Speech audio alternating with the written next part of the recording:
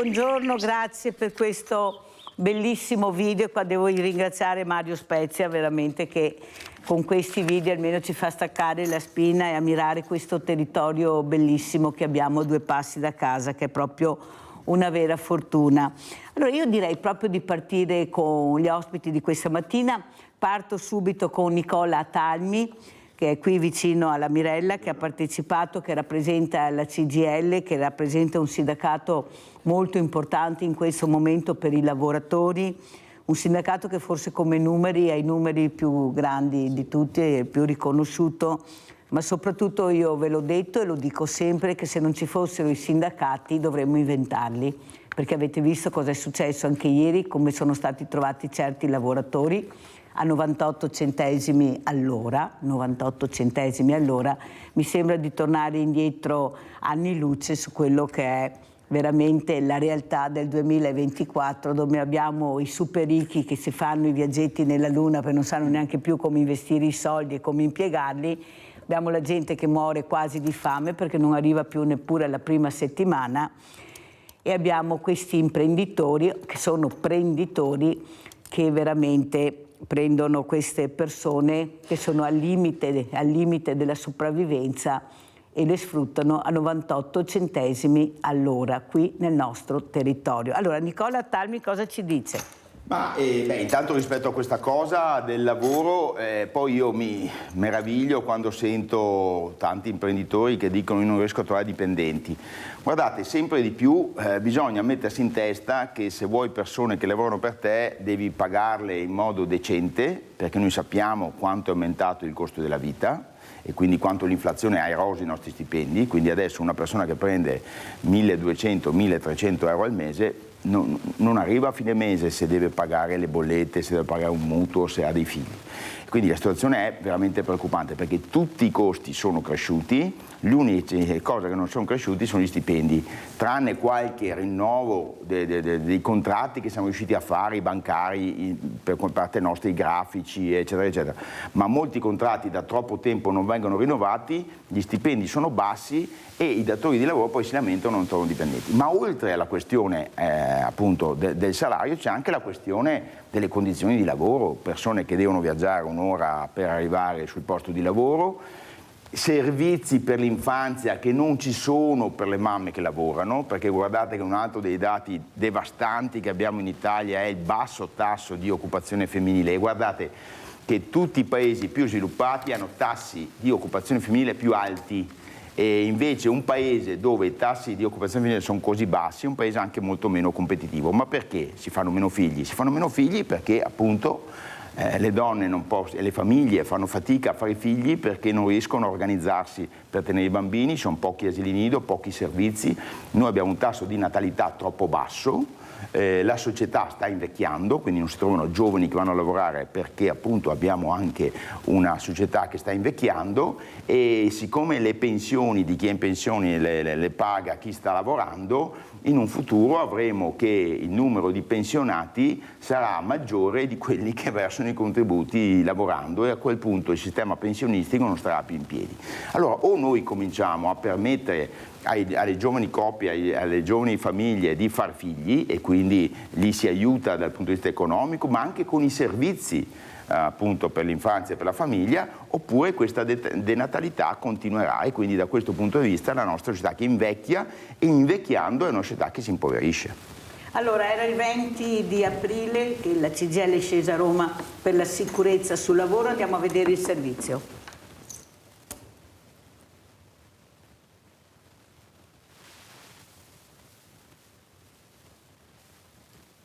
CGIL a Roma, sicurezza lavoro.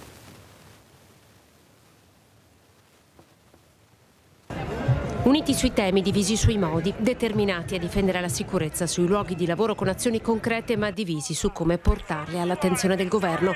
Oggi a Roma, con lo slogan "Adesso basta", sventolavano le bandiere di CGIL e UIL per la marca in piazza, guidati dai sindacati almeno in 500, in 3.000 da tutto il Veneto. Noi denunciamo il fatto che si sta facendo poco o addirittura nulla rispetto a il problema degli infortuni sul lavoro. Al telefono da Roma il segretario della CGIL trevigiana Mauro Visentin, che torna a denunciare il sistema degli appalti che impoverisce il lavoro e priva i lavoratori di tutele essenziali, soprattutto di formazione sulla sicurezza. Questi infortuni sul lavoro non sono più tollerabili e noi dobbiamo smuovere le coscienze.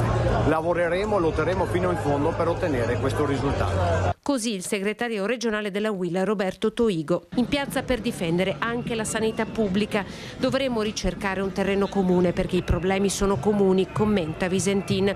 L'assenza dei colleghi della CISL, cui CGIL e UIL danno l'appuntamento ora al 1° maggio in piazza Monfalcone per la festa dei lavoratori. È fatica stare in piazza, è fatica scioperare, però è anche così che si porta all'ordine del giorno e si mette sotto la discussione e gli occhi di tutti, dell'opinione pubblica, in particolar modo la necessità di intervenire in maniera urgente. Allora vorrei commentare questo servizio con Simone De Vito, che è collegato con noi da Roma, dottorando in economia e finanza a Tor Vergata, atleta di tennis tavolo. Buongiorno De Vito, grazie di essere qui, come stai? Ciao Mirella, tutto detto bene, buongiorno, grazie. ciao, ho detto ciao perché come faccio a dire buongiorno a De Vito, non riesco proprio.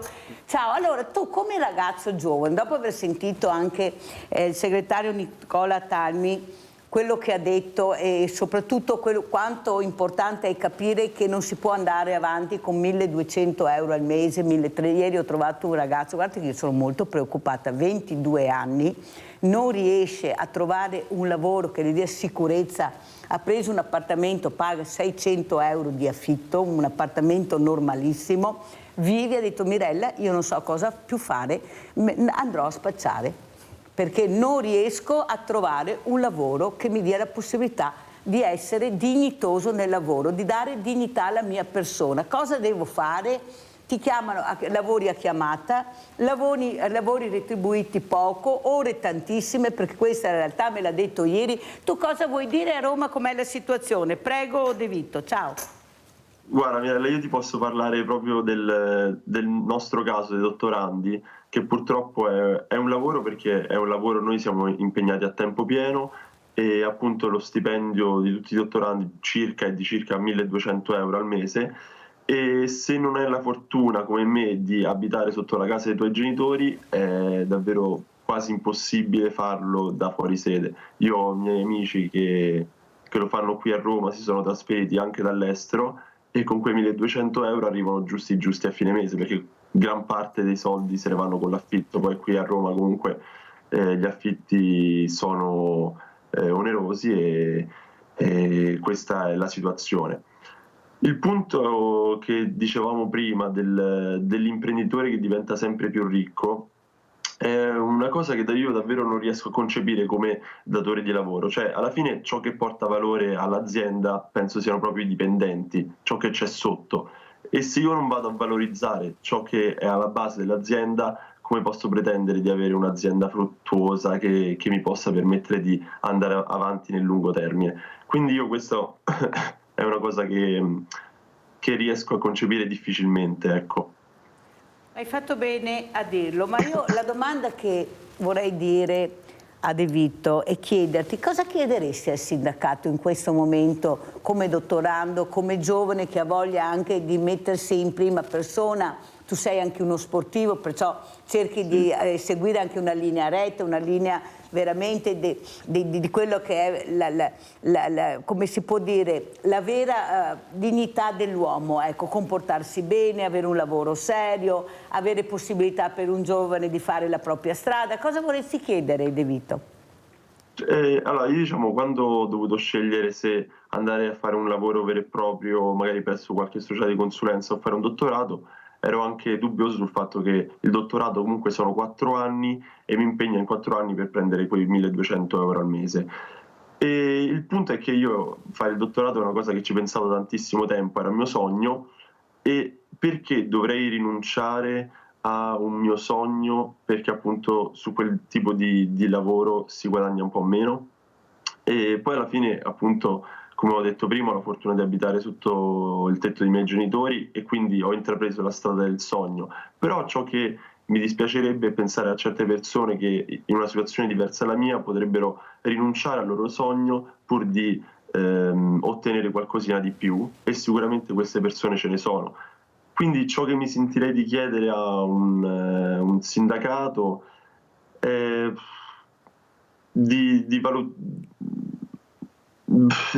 cioè, non saprei bene quale domanda precisa farle, però ecco, di darci la possibilità di realizzare i nostri sogni, ecco.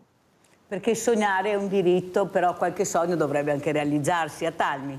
Beh, infatti, voglio dire, i giovani si trovano davanti a una situazione molto compromessa dal punto di vista delle aspettative. Pensiamo solo al fatto che, voglio dire, i genitori di Simone probabilmente appunto hanno potuto con un lavoro magari costruirsi una casa, mandare il figlio all'università e quant'altro.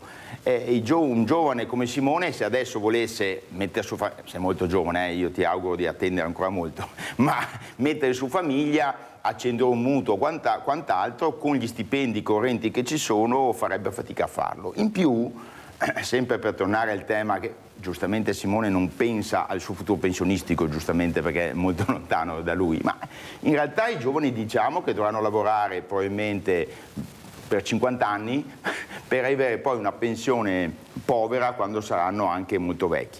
E oltre a questo, devo dire, è anche la speranza di potersi realizzare nel lavoro, perché poi molto spesso il lavoro, Simone l'ha detto bene, insomma, il suo sogno era fare il dottorato e quindi grazie a una condizione particolarmente positiva sua personale, praticamente positiva, insomma, positiva sua personale, è riuscito a realizzarlo. Ma molti giovani non hanno questa possibilità di avere una speranza, magari si arrabattano tra lavori molto spesso precari e soprattutto che non danno una grande possibilità di crescita, perché poi uno, no, se il lavoro ti piace vorresti anche pensare magari che poi un po' alla volta cresci e magari ottieni altre competenze, altre responsabilità e anche altri stipendi. E molto spesso il nostro lavoro è molto piatto, cioè non si dà la speranza ai giovani di crescere, anche perché molti dei posti che potrebbero essere interessanti per questi giovani sono occupati dai vecchi che non vanno in pensione perché la pensione si è allungata e non cedono il posto ai giovani. Noi siamo una società molto, da questo punto di vista, che dà poche opportunità e possibilità di crescita ai giovani e questo poi danneggia tutto il nostro sistema. Andiamo a vedere anche la CGIL il 25 aprile, poi commentiamo.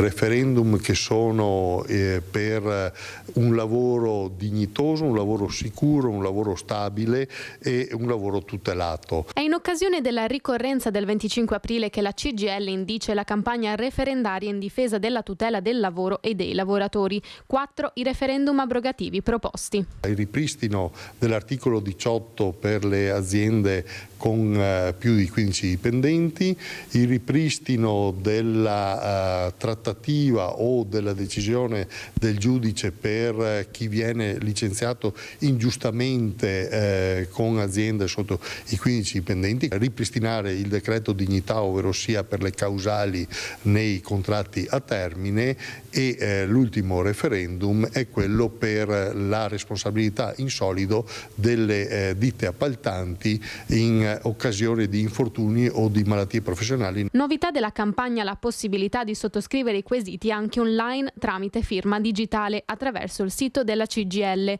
ma resta garantita la presenza dei banchetti di raccolta firme nelle principali piazze della città e della provincia. Il 25 aprile in piazzetta Aldo Moro in via Alzaia e a Mogliano accanto all'Ampi. Festa della Liberazione che il sindacato, come ogni anno, celebrerà anche alla stazione dei treni di Treviso con la deposizione di una corona di fiori in ricordo delle vittime sul lavoro durante il periodo della Resistenza. Il valore dell'antifascismo che è quello di difesa della Costituzione. Questi sono i messaggi che noi chiediamo e crediamo devono essere rilanciati in questo periodo, soprattutto in questo periodo dove alcuni rigurgiti sono sotto gli occhi di tutti e devono essere bloccati per non ritornare indietro di 80 anni in un colpo solo. Allora Nicola Talmi, e poi sentiamo anche Simone De Vito.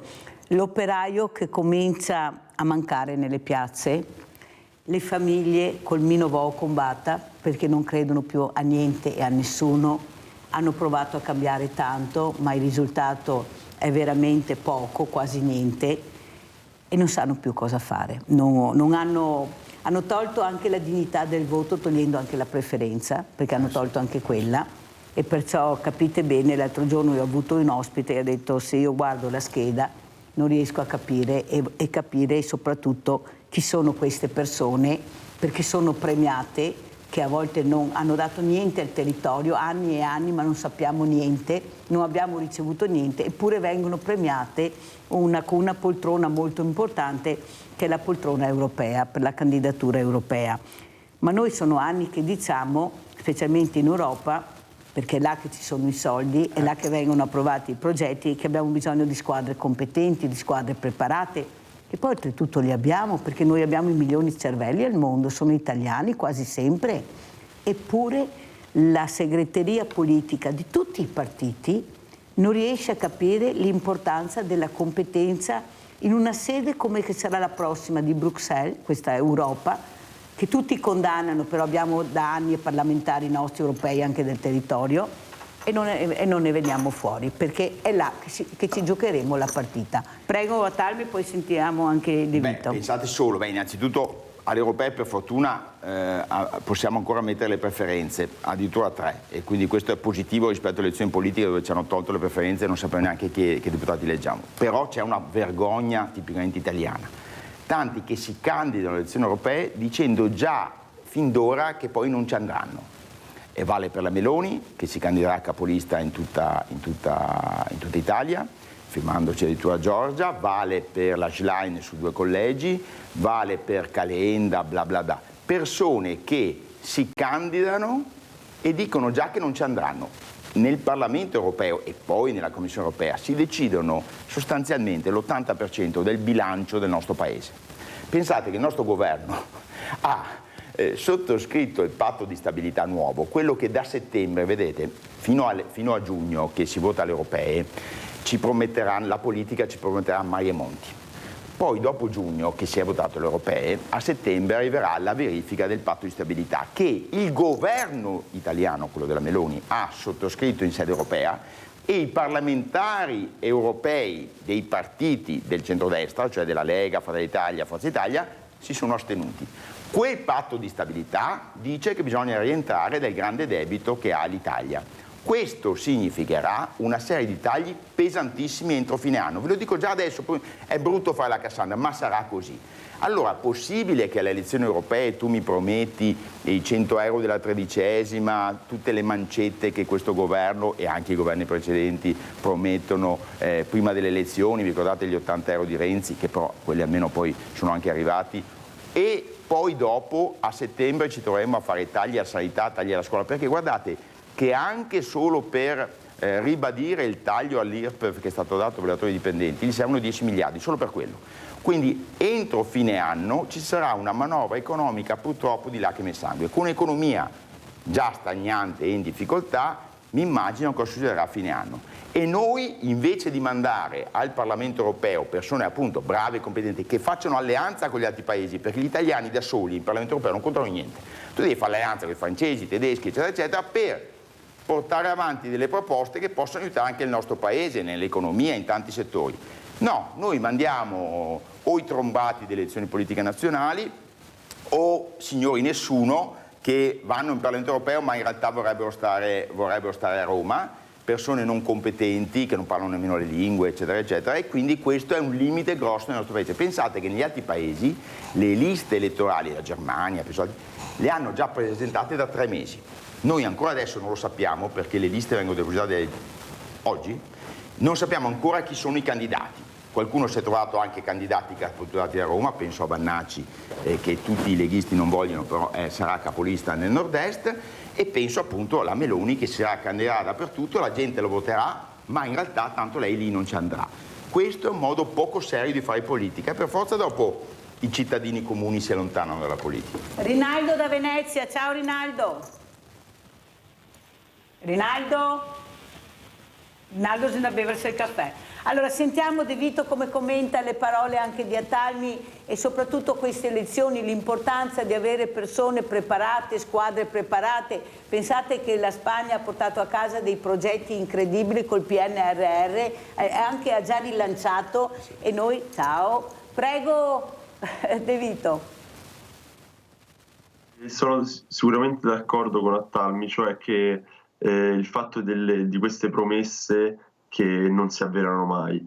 Infatti io non voglio fare nomi, però in generale ciò che mi infastidisce un po' di alcuni politici è come parlano e gli obiettivi che si prefissano, trascurando completamente tutto il debito che abbiamo, che penso sia il problema maggiore italiano.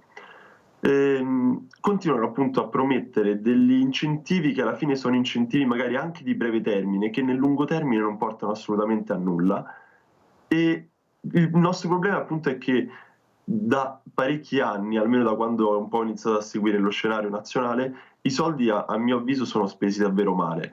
Cioè, è ovvio che uno Stato, per garantire, diciamo, il benessere dei propri cittadini, deve spendere soldi, nel senso, noi abbiamo questa restrizione del debito, però in qualche modo lo Stato ci deve garantire qualcosa. Il problema è che vengono spesi male, cioè anche ad esempio per me il super bonus lì per garantire la sostenibilità ambientale, insomma ci sarebbero stati altri modi un po' più proattivi, diciamo, per raggiungere quel tipo di obiettivo. In generale appunto mi sembra sempre che il politico vada un po' a cercare la gloria personale, ottenere quel voto, piuttosto che ciò che dovrebbe fare un vero politico, cioè pensare a salvaguardare il proprio cittadino, cioè pensare a uno Stato che sia proprio come un padre per noi, che ci indirizzi, no? E invece questo non è ciò che fanno i nostri politici. Vai Roberto! Pronto, buongiorno. Buongiorno. Buongiorno, volevo dire, visto che è presente un sindacalista, vorrei dire due cose. Vorrei tornare un po' indietro. Io ho 72 anni e quando lavoravo io, vivevo col mio stipendio, mettevo via qualcosa, mantenevo la famiglia e andavo anche in ferie. Adesso mi trovo a 72 anni che la mia pensione è più alta di quelli che lavorano. Per questo io sono contento, ci mancherebbe altro. Ma sono saltate molte cose che un po' di colpa la do anche al sindacato. Vi vorrei ricordare che abbiamo perso la scala mobile, l'equo canone, l'articolo 18, non ci sono più case popolari, che nessuno ne parla mai, che potrebbero aiutare le persone disagiate, non ci sono asili nido. In Europa, se voi andate a sentire, ci sono paesi in cui per la prima casa si dà un'agevolazione, il mutuo è all'1%, quindi queste penso siano le cose più importanti. Si parla molto perché da quando ho cominciato a lavorare le cose che si dicono adesso si dicevano anche una volta, però si andava in piazza, si lottava per ottenere qualcosa. Vi vorrei chiedere, non mi ricordo più il nome del sindacalista, perché abbiamo perso l'articolo 18? Io sono andato in piazza tanti anni fa con il governo Berlusconi, 3 milioni di persone erano a Roma e Renzi ce l'ha fatto sparire in sordina, non è andato nessuno in piazza per l'articolo 18, ha capito? Ossia, ci sono delle cose che si devono fare lasciando perdere tutte le discussioni che si fanno, perché sono cose importanti, non ne veniamo fuori se non si aumentano gli stipendi. È la cosa più importante da fare. Io per esempio ho mio figlio che guadagna 1.350 euro al mese, c'ha un mutuo di 600 euro, fortunatamente che ci siamo noi nonni, che è andata a lavorare anche la moglie. Lui pagava, c'ha 2 figli, lui pagava, sono vicini, i primi anni pagava 800 euro al mese per portare i 2 bambini al nido. Queste sono cose importanti, ha capito? Le altre sono chiacchiere. Io sento troppe chiacchiere da parte di tutti e non si fa niente. Poi la gente, come diceva la presentatrice, che sono scoraggiate. Perché? Perché una volta, le dico, forse è sbagliato dire sempre una volta, si andava in piazza, i politici si poteva parlare con loro in piazza, la stessa cosa sono i sindacalisti, portavano la gente in piazza, adesso non c'è nessuno che dà la possibilità a questi giovani di partecipare. Mi scuso della chiacchiere, vi saluto. Grazie Roberto, prego Atalmi. No, condivido molto, comprese le critiche, senz'altro. Ad esempio sull'articolo 18 noi adesso stiamo raccogliendo le firme con il referendum per abrogare appunto il Job Act di Renzi, perché lei ha ragione, contro Berlusconi ci siamo mobilitati tutti per togliere l'articolo 18 che, ricordo, difende dai licenziamenti illegittimi, cioè quelli che non hanno motivazioni economiche ma sono ovviamente punitivi, perché mai uno ha alzato la testa sul posto di lavoro, magari perché uno ha preteso condizioni di sicurezza sul lavoro e può essere licenziato, licenziamenti illegittimi che danno diritto non alla reintegra ma a un indennizzo, e così molti lavoratori sono stati costretti al silenzio. Noi ad esempio raccogliamo le firme per fare un referendum per questo e anche per un altro criterio di normalità, di buon senso, che se io do un appalto di lavoro a qualcuno per fare un palazzo, io sono responsabile se poi quella ditta appaltante non paga i dipendenti o magari non rispetta le norme di sicurezza e poi ci scappa il morto. Quindi alcune soluzioni, alcune proposte, alcune cose vanno fatte. Ad esempio lei diceva bene la questione della casa, perché con gli stipendi che ci sono il tema della casa diventa una questione di vita o di morte, e guardate quanto patrimonio immobiliare pubblico abbiamo in stato di abbandono perché non vengono fatte, voglio dire, le manutenzioni, e potremmo immettere sul mercato un sacco di case che ci sono, che basterebbero strutturali, invece no. Si lasciano quelle in stato di abbandono, si costruisce edilizia privata in continuazione che molto spesso poi rimane anche invenduta perché non ci sono i soldi. Quindi il tema della casa, che è direttamente legato, voglio dire, alle condizioni di vita di una persona, e la questione degli asili nido che diceva prima lei, perché chiaramente se una persona deve trovarsi a pagare 800 euro al mese per mandare i propri figli all'asilo, è chiaro che poi decide anche di non fare figli. Quindi queste sono le questioni vere di cui la politica dovrebbe cominciare a parlare. È ritornato Rinaldo, si è bevuto il caffè, vai Rinaldo. No, era caduto la linea. Ecco, bravo, sì, sempre la scusa a te, vai. No, sono qua da Bologna. Dai, vai. Ascolta, saluto i tuoi ospiti, saluto Nicola, che io vedo volentieri. E dopo quello che ha detto che il Signore è la verità, perché purtroppo adesso i giovani non vanno in piazza, i giovani non gli interessa niente, gli interessa gli interessa vivere come che volevi, ma i suoi problemi per il futuro non li affronta ora. Ma non è vero, Rinaldo, non è vero, non sparare nel mucchio. Avete visto ieri i giovani invece per l'ambiente, li avete visti? Guardate che stanno scioperando anche per voi, manifestando anche per voi. Rinaldo, non sparare sui giovani, che non è vero, una parte hai ragione, ma non tutti, dai. Negli anni 50, va bene, quando chi operai faceva sciopero per i suoi diritti. Vai avanti, non sta ascoltando la televisione, dai. No, non ascolto la televisione. Mirella, negli anni 50, quando gli operai facevano sciopero, che scelba quei camionetti, quei pistolini da manganare la gente sulle fabbriche. Al giorno Dio, che erano milioni di persone in strada. Adesso vado col 25 aprile, che era flotte che andava a festeggiare il 25 aprile. Adesso non interessa più nessuno, anzi, perché è la liberazione dai nazi fascisti. Non se ne politici, è una vergogna. Però adesso il governo, sarà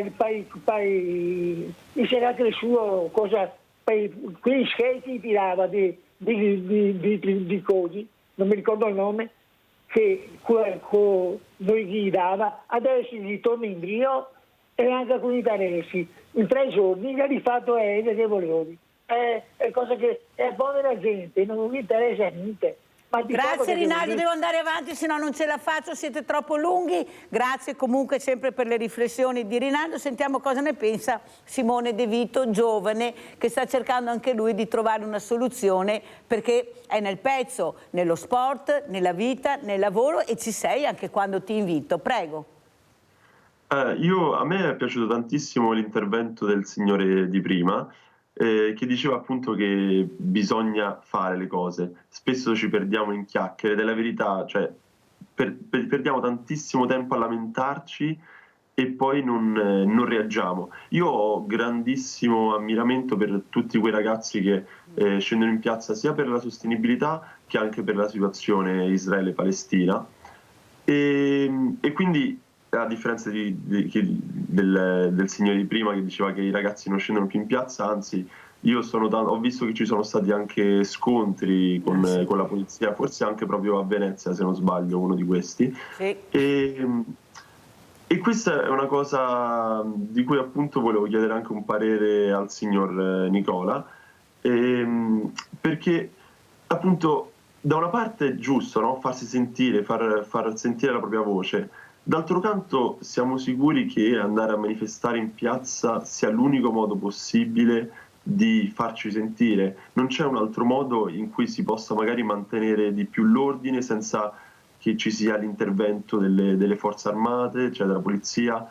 E se appunto magari potremmo trovare una soluzione alternativa, sempre però per farci sentire. Che a mio avviso, Simone, è l'ascolto che i giovani chiedono viene dato, perché parlano i soliti noti, attorno ai tavoli ci sono i soliti noti, sono loro che devono parlare, sono loro che dobbiamo ascoltare e forse trovare un punto d'incontro. Prego, Atalmi. Mi è piaciuto molto l'intervento di Simone, e guarda, io ho un figlio più giovane di te, che ha 16 anni, io spesso gli do, insomma, che viene da una famiglia, guardate, tra me e mia moglie, insomma, non siamo proprio persone, diciamo così, lontane dalla politica, dalla passione, dalla militanza, ci siamo conosciuti tra l'altro proprio al World Social Forum, e mi domando anche mio figlio spesso, ma perché tu non fai attività, non manifesti, no? E tante volte sento che c'è, diciamo così, una sfiducia, cioè su alcune cose senz'altro, ad esempio anche lui sulla questione del conflitto Israele-Palestina è molto preso, molto attivo, però sui temi più generali, diciamo così, i giovani spesso hanno come la sensazione che anche se manifesti, anche se protesti, poi alla fine non cambia niente, cioè sono delusi dalla possibilità di avere, diciamo così, dei risultati dal loro impegno. Negli ultimi anni io ho notato una cosa, si è molto settorializzato l'impegno, per cui hai dei giovani bravissimi che ci mettono in allarme sul tema appunto del riscaldamento globale e delle questioni ambientali, ci sono dei giovani molto attivi sulle questioni, penso all'immigrazione, penso alla questione della pace, penso a questioni di questo genere. Allora ognuno, diciamo così, si occupa del suo pezzettino. Una volta, faccio un discorso da vecchio, voglio dire, io quando facevo politica, tu nel partito, diciamo, trovavi un po' tutto, nella politica, nella posizione politica trovavi un po' tutto, trovavi l'impegno di tutti questi settori. Adesso si è molto settorializzato, però questo, sono d'accordo su questo, non è vero che i giovani sono disinteressati. I giovani vanno coinvolti, dovrebbero partecipare di più direttamente alla politica, dovrebbero partecipare sia come elettori che come eletti, e anche la società civile dovrebbe dare più voce ai giovani e meno a certe persone che sono in politica ormai da 80 anni. Allora, da quel punto di vista io sono convinto che anche le idee nuove dei giovani, pensiamo alle nuove tecnologie come possono essere utilizzate ad esempio sul tema della sicurezza sul lavoro, sul tema dell'ambiente, sul tema dell'occupazione. Ecco, io sono molto fiducioso nelle giovani generazioni, che credo che avranno una sfida davanti difficilissima, perché pensate, e io lo dico sempre ed è angosciante questa cosa, la generazione di Simone o di mio figlio sarà probabilmente, parlo in termini generali, la generazione che starà un po' meno bene della generazione precedente. Cioè noi siamo abituati dal dopoguerra ad avere che i figli stanno meglio dei genitori, no? Quindi stai un po' meglio, puoi permetterti qualcosa in più.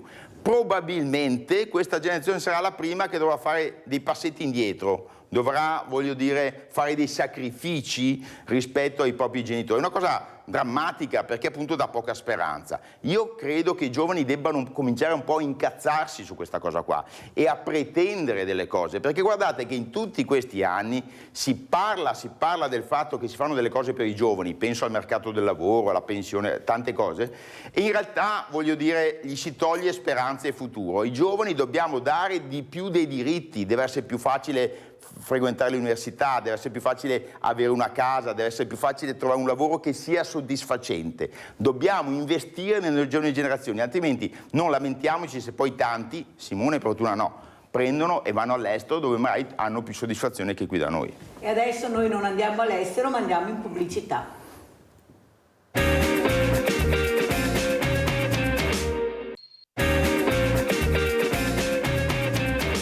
Maria da Venezia, ciao Maria. Pronto? Niente, non c'è. Allora andiamo a vedere, intanto che riprendiamo la linea con Maria perché avrà messo giù con la pubblicità, andiamo a vedere anche cosa ha detto Nicola Atalmi proprio all'ippodromo per quanto riguarda le morti sul lavoro, perché mi sembra che ci sia un silenzio assordante. Se non ci fossero stati i sindacati, chi si ricorderebbe di tutti questi morti che ci sono continuamente 3 al giorno? Andiamo a sentire cosa ha detto Nicola Atalmi all'ippodromo in occasione dell'evento Morti sul lavoro. Quindi il tema degli appalti su appalti, che ricordo questo governo ha anche peraltro liberalizzato, è un tema gravissimo perché viene meno, diciamo così, la responsabilità diretta da parte dell'azienda principale, direi anche del committente, quindi c'è un problema di normare diversamente questo sistema che è quello degli appalti.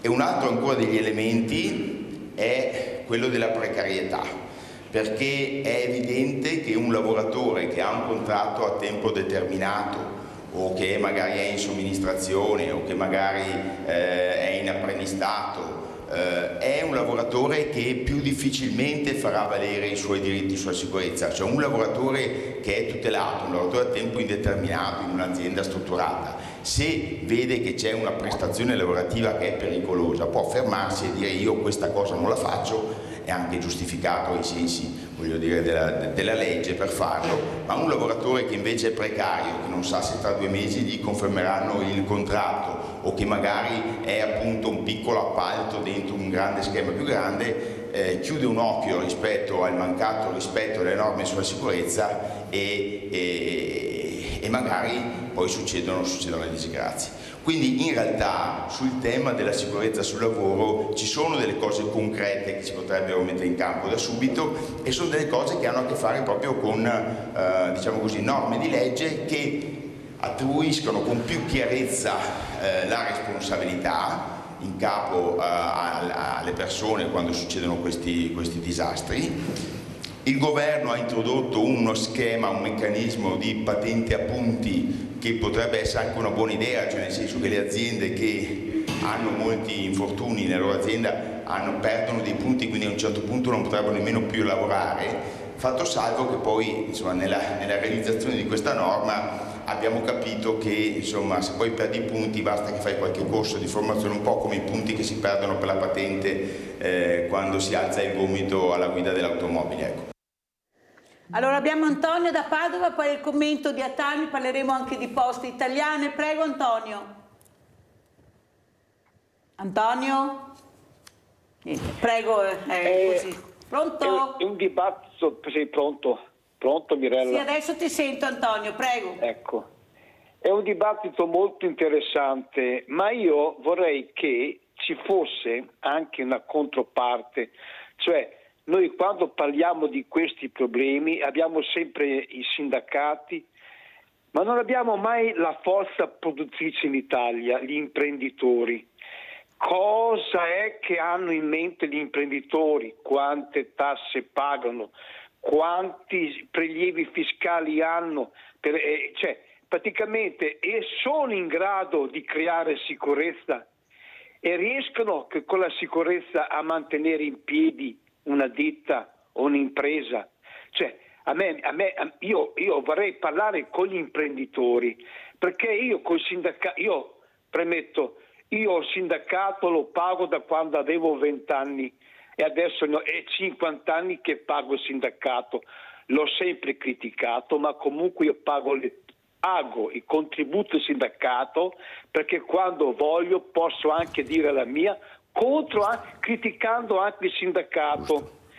Grazie Antonio, devo correre, se no non ce la facciamo, perché siamo proprio alla fine quasi e sono tante le risposte. Ti ringrazio, non è vero che noi invitiamo gli imprenditori, ne ho invitati parecchi, soprattutto anche artigiani, imprenditori che sono la spina dorsale del paese con l'operaio, non dimentichiamolo mai, perché forse qualcuno non sa che sono imprenditori gli artigiani, dobbiamo ricordarglielo forse. Grazie Antonio, prego Atalmi, allora sia sulla sicurezza sul lavoro, l'evento che abbiamo fatto, anzi salutiamo anche tutte le mamme e le famiglie presenti a quell'evento che hanno perso i loro cari e poi parliamo anche di Poste Italiane. Prego, sulla questione Atalmi. della sicurezza io devo dire che ci sono tantissimi imprenditori per bene che investono sulla sicurezza, che ci tengono alla sicurezza, ad esempio le aziende artigiane dove anche l'imprenditore è in produzione insieme con i suoi dipendenti e quindi molto spesso ci tiene particolarmente alla sicurezza. Io credo che la sicurezza sul lavoro nelle aziende venga sempre, quando è possibile, sempre rispettata,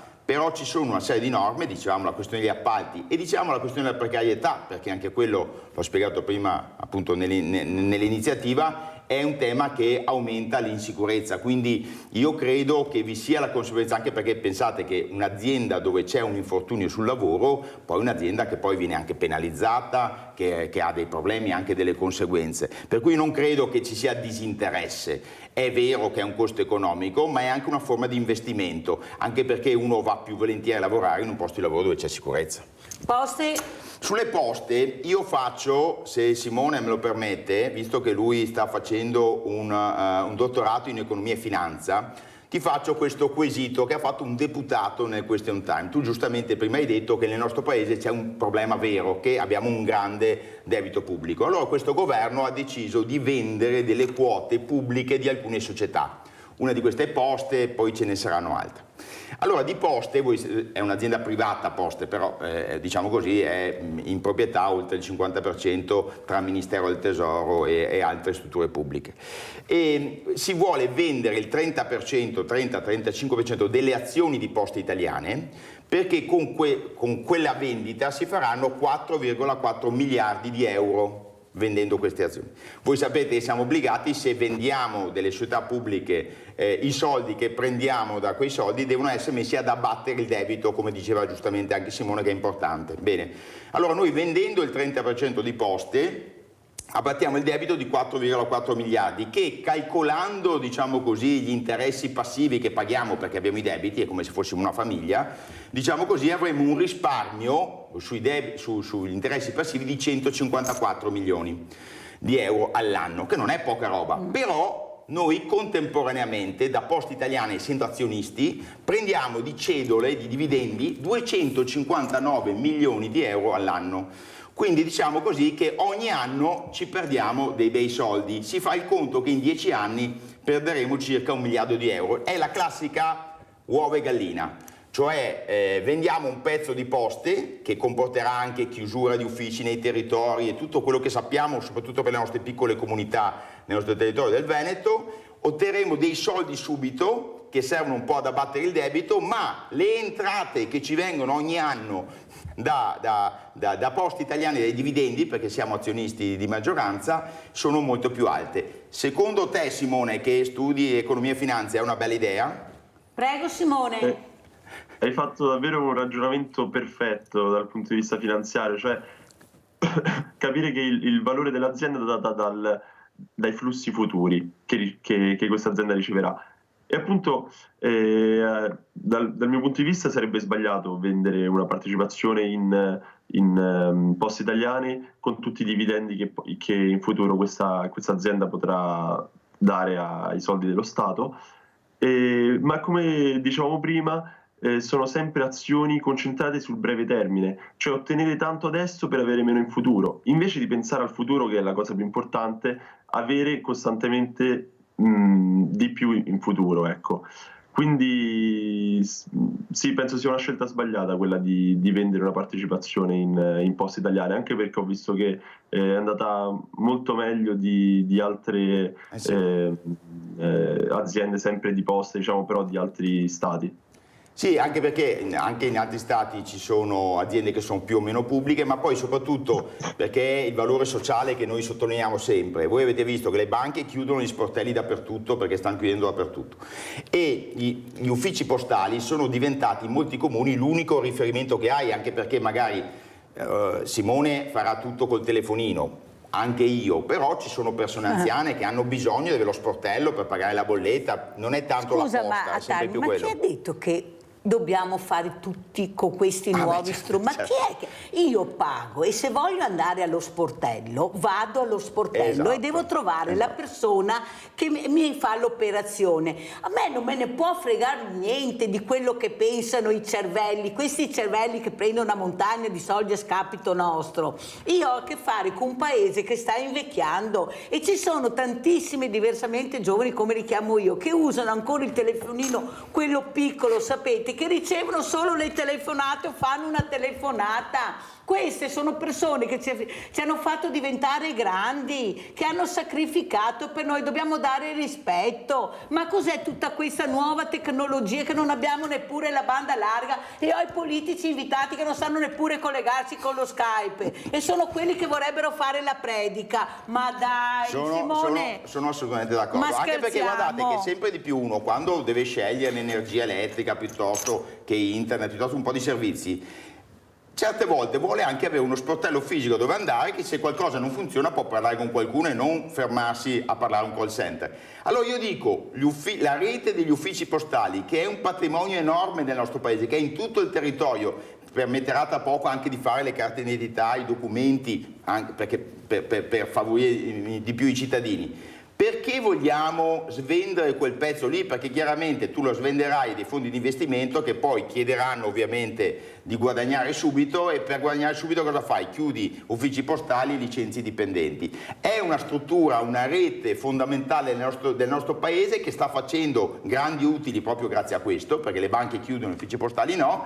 e noi vogliamo, per prendere 4,4 miliardi subito, perdere solo in 10 anni 1 miliardo di euro di entrate che invece arrivano dai dividendi. Però Nicola Talmi, qua penso anche, anzi vorrei anche la riflessione di Simone, perché è stato svenduto questo paese? Nel silenzio totale della politica e anche del sindacato in certi momenti, e anche del sindacato, perché dobbiamo dire tutto. Ormai non siamo alla frutta. Voi avete sentito, non avete se qualcuno si è seguito Stellantis, la Fiat, avete sentito il patrimonio di queste persone? Cioè 1 miliardo e 200 milioni solo una figlia, senza sapere tutto il resto. Ma tutti questi soldi da chi sono stati fatti? Dagli operai che lavoravano. Che ce la mettevano tutto e dallo Stato che pagava la cassa integrazione.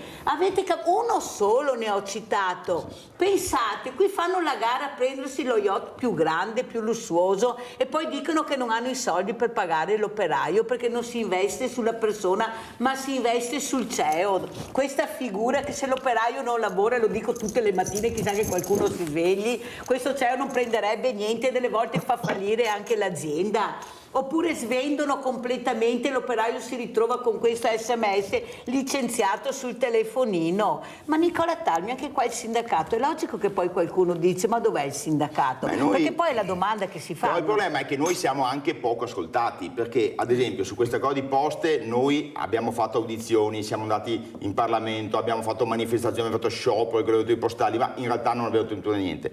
Hai fatto l'esempio di Stellantis, il sindacato da sempre fa una battaglia contro la gestione folle e fallimentare dai tempi di Marchionne, che ha di fatto sì che ormai l'azienda non sia neppure italiana. Ma vi aggiungo che è di questi giorni la Telecom. La Telecom era uno dei 5 player internazionali più importanti nelle telecomunicazioni. Adesso verrà, è di fatto già adesso proprietà anche di fondi stranieri, adesso verrà spacchettata la infrastruttura, cioè la rete fisica, ok, verrà data a un fondo di investimento americano, ok, e rimarrà la Telecom solo commerciale più piccolina, la TIM solo commerciale più piccolina, ci saranno degli esuberi importanti e ci troveremo come Italia che le compagnie telefoniche presenti nel nostro paese sono tutte straniere. Ora, vi sembra possibile che un paese che è stato all'avanguardia in questo settore, perché l'Italia è stata all'avanguardia, ci troveremo a non avere nemmeno una grande azienda di telecomunicazioni quando ormai il trasferimento dei dati, la comunicazione e le reti diventa fondamentale. Ed eravamo i numeri uno, anche in questo settore eravamo i numeri uno, pensate, eravamo la quarta potenza mondiale, eravamo la quarta potenza mondiale, forse eravamo anche i primi, nessuno glielo diceva. Allora sentiamo Simone, poi andiamo da Tamara, veloce Simone su quello che ha detto Nicola. Sì, è il problema di cui siamo partiti all'inizio, cioè i ricchi diventano sempre più ricchi e i poveri diventano sempre più poveri. Avevo letto proprio la settimana scorsa un report di un mio compagno di dottorato in cui, prendendo dati dall'Istat, faceva proprio vedere questa cosa che la distribuzione, diciamo, della ricchezza per i più ricchi aumenta nel tempo, mentre il 50% di quelli più poveri diminuisce in percentuale nel tempo. E sarebbe bello invertire questo trend, e in realtà secondo me sarebbe anche piuttosto facile, in senso basterebbe cercare di ridistribuire meglio la investire sulla persona, questo bisognerebbe fare. Allora salutiamo Nicola Tagli che ci deve lasciare perché ha un impegno, grazie. Ho una trattativa in una grossa azienda. Ecco, grazie Nicola di essere qui, e sentiamo la nostra Tamara. Vai Tamara. Ciao Mirella. Grazie. Ciao. Ascolta Mirella, io ho una poesia da dedicare a tutti i lavoratori morti purtroppo sul lavoro. Allora stai in linea, sì. Perché facciamo anche vedere cosa è successo ieri a Montebelluna per ricordare Mattia Battistetti. Ecco qua le foto di ieri sera alle 19, dove avevamo anticipato ieri mattina che ci sarebbe stato questo incontro per ricordare questo giovane che è morto sul lavoro di 22 anni, questa famiglia che non si rassegna, che vuole giustizia, non vuole soldi, vuole giustizia perché è quello che si deve fare. Non si può morire andando al lavoro a 22 anni, non si può suonare un campanello di una famiglia e dire suo figlio non c'è più perché qualcuno non aveva le carte in regola per lavorare, perché questa è la verità. Ecco, vedete le immagini di ieri sera, ecco, di questa serata incredibile, per ricordare ancora una volta questo ragazzo, ma tutte le morte sul lavoro che ha fatto Monica e papà Giuseppe Battistetti, proprio dai 3 anni che è morto questo ragazzo. Allora vai Tamara con la poesia, ecco, la dedichiamo alla famiglia Battistetti e a tutte le famiglie che hanno perso i loro cari. Vai Tamara. Il grembiule, oggi il mio grembiule, guarda come torno indietro. Ero una bambina di anima, ogni giorno un filo d'amore, ogni giorno quelle ore che mi massacravano, ogni giorno non ridevo mai e la sera tornavo così stanca. E vedevo mio marito che mi guardava e io mi giravo dall'altra parte. Ma il mio grembiule era pieno di rose, erano tutti i baci che avrei dato a lui. Invece di quello sporco lavoro non hanno veduto pagarmi, né il grembiule e neanche la vita, perché era una donna o un uomo che non poteva sognare. Ero quando una volgare operaia o operaio che un giorno qualsiasi e chissà perché aveva perso di vista il suo grembiule per pensare soltanto a lui e a lei. Brava, brava la nostra poetessa, la nostra Tamara, che ha dedicato questa poesia molto bella a questi familiari. Grazie Tamara, ricordi di chiamare il telefono amico, mi raccomando, che ne hai bisogno anche tu. Allora Simone, come vuoi chiudere? Ecco, cosa vuoi dire sia a queste famiglie? Come si può andare al lavoro a 22 anni e non tornare più? Ma come si può andare al lavoro e non tornare più per la superficialità, perché non si investe anche nelle strutture? Prego Simone. È terribile questa cosa. Se ben ho capito, ci sono 3 morti mediamente al giorno sui incendi sul lavoro. Questa è una cosa che non pensavo, e qui ritorniamo al problema della disinformazione che c'è, o meglio una mancanza di informazione che sarebbe bello avere, soprattutto tra noi giovani, insomma nelle scuole, che il luogo principale per dare informazione viene utilizzata male. E e comunque in generale sia una cosa terribile. Ritorniamo al punto dell'avidità di questi imprenditori che non pensano alla base della loro azienda o non la valorizzano correttamente come dovrebbe essere valorizzata. Sì, è una cosa brutta, c'è un lavoro che diventa completamente alienante. Devo andare al lavoro poi col rischio che posso morire perché devo fare tante cose, mi devo arrampicare magari da qualche parte pur di raggiungere lo stipendio di fine mese. È una cosa brutta che speriamo si possa risolvere. Come ci saluti, Simone? Ti saluto innanzitutto ringraziandoti perché è sempre molto bello essere qui e chiedendo appunto, secondo me la cosa principale per noi giovani è l'informazione, come ho detto prima. Molto importante. Tanta informazione, sì, bisogna davvero, io penso sia la cosa più importante, anche perché in questo modo, avendo maggiori informazioni, possiamo crearci una nostra opinione e poi combattere per i nostri ideali e valori. Grazie a Simone De Vito, dottorando in economia e finanza a Tor Vergata, atleta di tennis tavolo. Grazie di essere stato con noi. Pubblicità.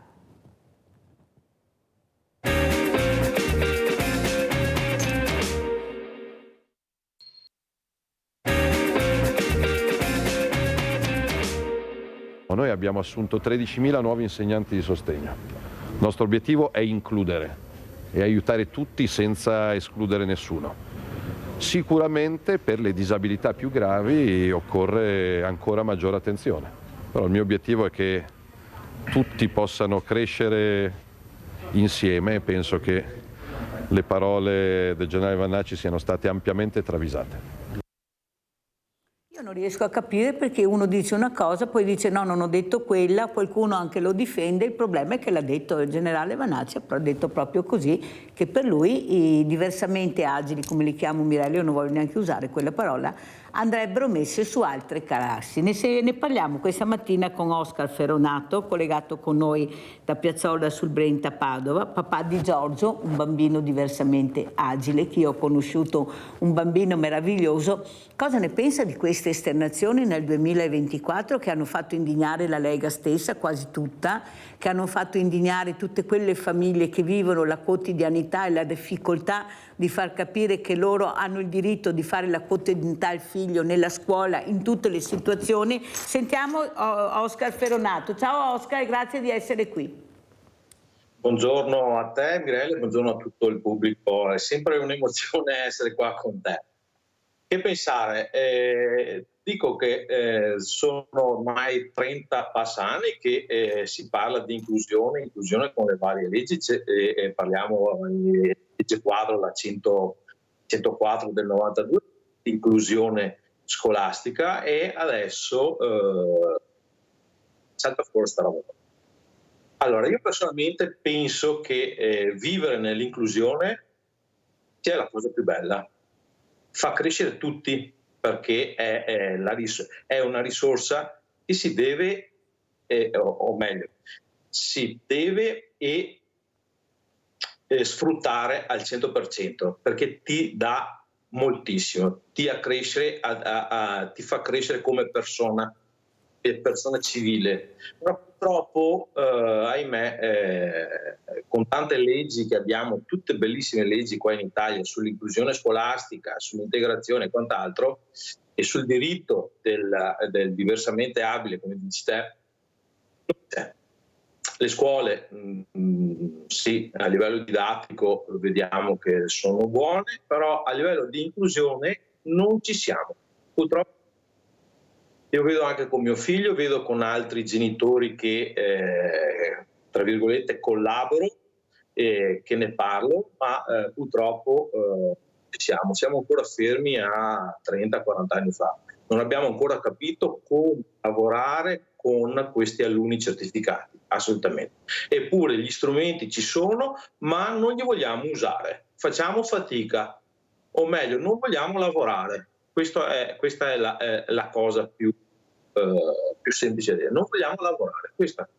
Senti Oscar, cosa ne pensi di questo partito, la Lega, che ha candidato addirittura in Europa questo generale Vanacci, sapendo cosa ha scritto nel libro e come sta esternando? Qualcuno dice, guardi Mirella, che forse dice qualcosa che tanti pensano e non hanno il coraggio di dire.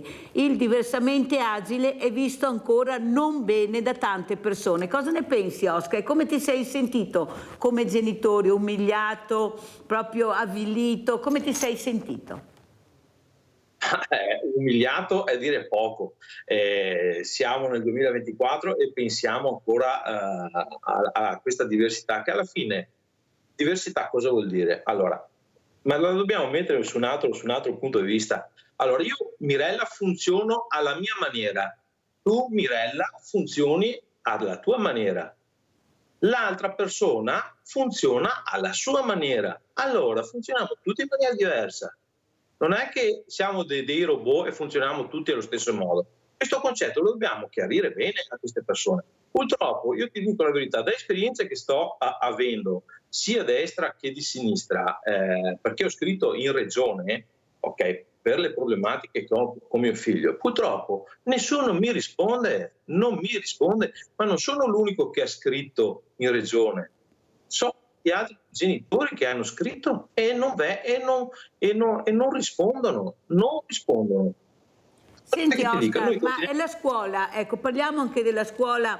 Voi avete sentito, non so chi ci segue da tanti anni, personalmente abbiamo fatto proprio con questa grande famiglia, con me personalmente, un percorso proprio anche in regione per cercare di avere quello che aveva diritto di avere Giorgio. Eppure è stata una fatica enorme, ma qualcosa si è mosso. Com'è la situazione adesso, ecco, con questo pulmino che prima non arrivava, con questo insegnante di sostegno che non c'era, con quello che aveva bisogno questo ragazzino, questo bimbo per andare a scuola, che aveva tutto il diritto di andare a scuola?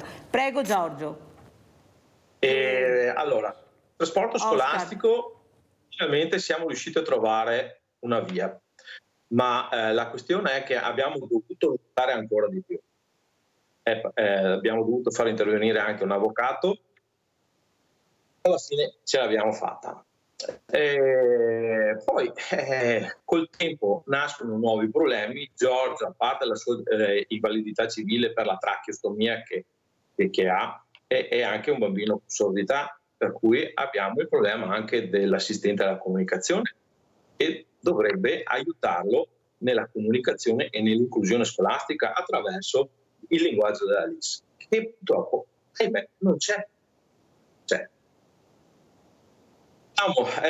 Mamma mia, sai, problemi a livello sanitario anche, che purtroppo io mi sono sempre battuto su questo tema per quanto riguarda l'assistenza sanitaria a scuola.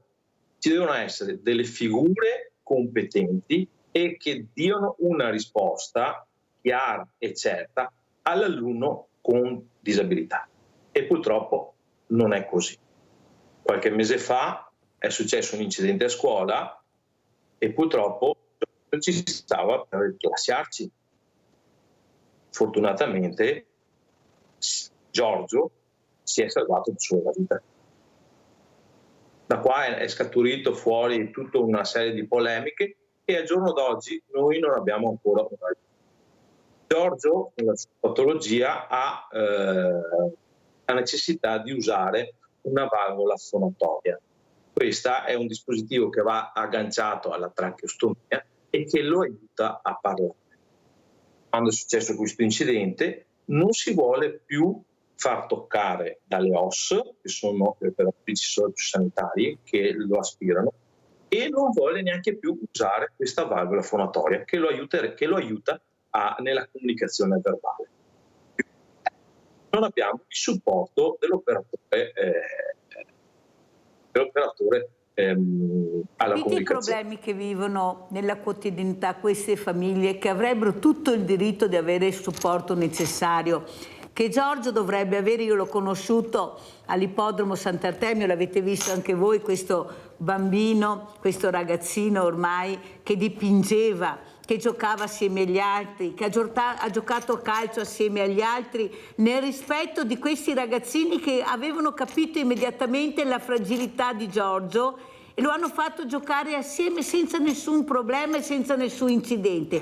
Capite che forse se intrighiamo ancora di più questi ragazzi, forse qualcosa di buono hanno da dare. Cosa ne pensi, Oscar? Ti chiamo Giorgio perché ho sempre in mente Giorgio, pensa a te. Vai, Oscar.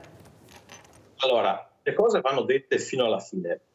Allora, io mi sono confrontato, ho detto prima, mi confronto con tanti genitori. Dopo ho notato che tanti genitori si conformano a quello che gli viene dato. E la cosa, secondo me, è sbagliata. Allora, io dico sempre che la OSS, così come è stata formata, è una risposta per i nostri figli. Sia per chi ha la tracheo, sia chi per ha la PEG, assolutamente.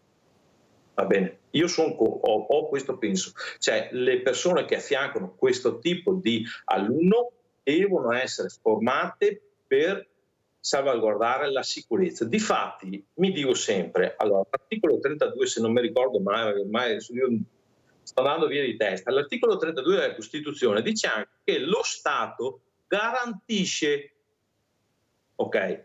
Ma adesso, come adesso, non mi sta garantendo la sicurezza di mio figlio a scuola. Io mando sempre col magone a scuola, perché so che là non c'è una figura preposta che sa agire nel vero momento del bisogno. È successo. Allora andiamo a vedere proprio questo servizio. Scuola e diversamente agili, come li chiamo io e come ha fatto capire anche Oscar come si dovrebbero chiamare, perché ognuno ci muoviamo alla propria maniera, ma nel rispetto e nella dignità della persona. Andiamo a vedere questo servizio.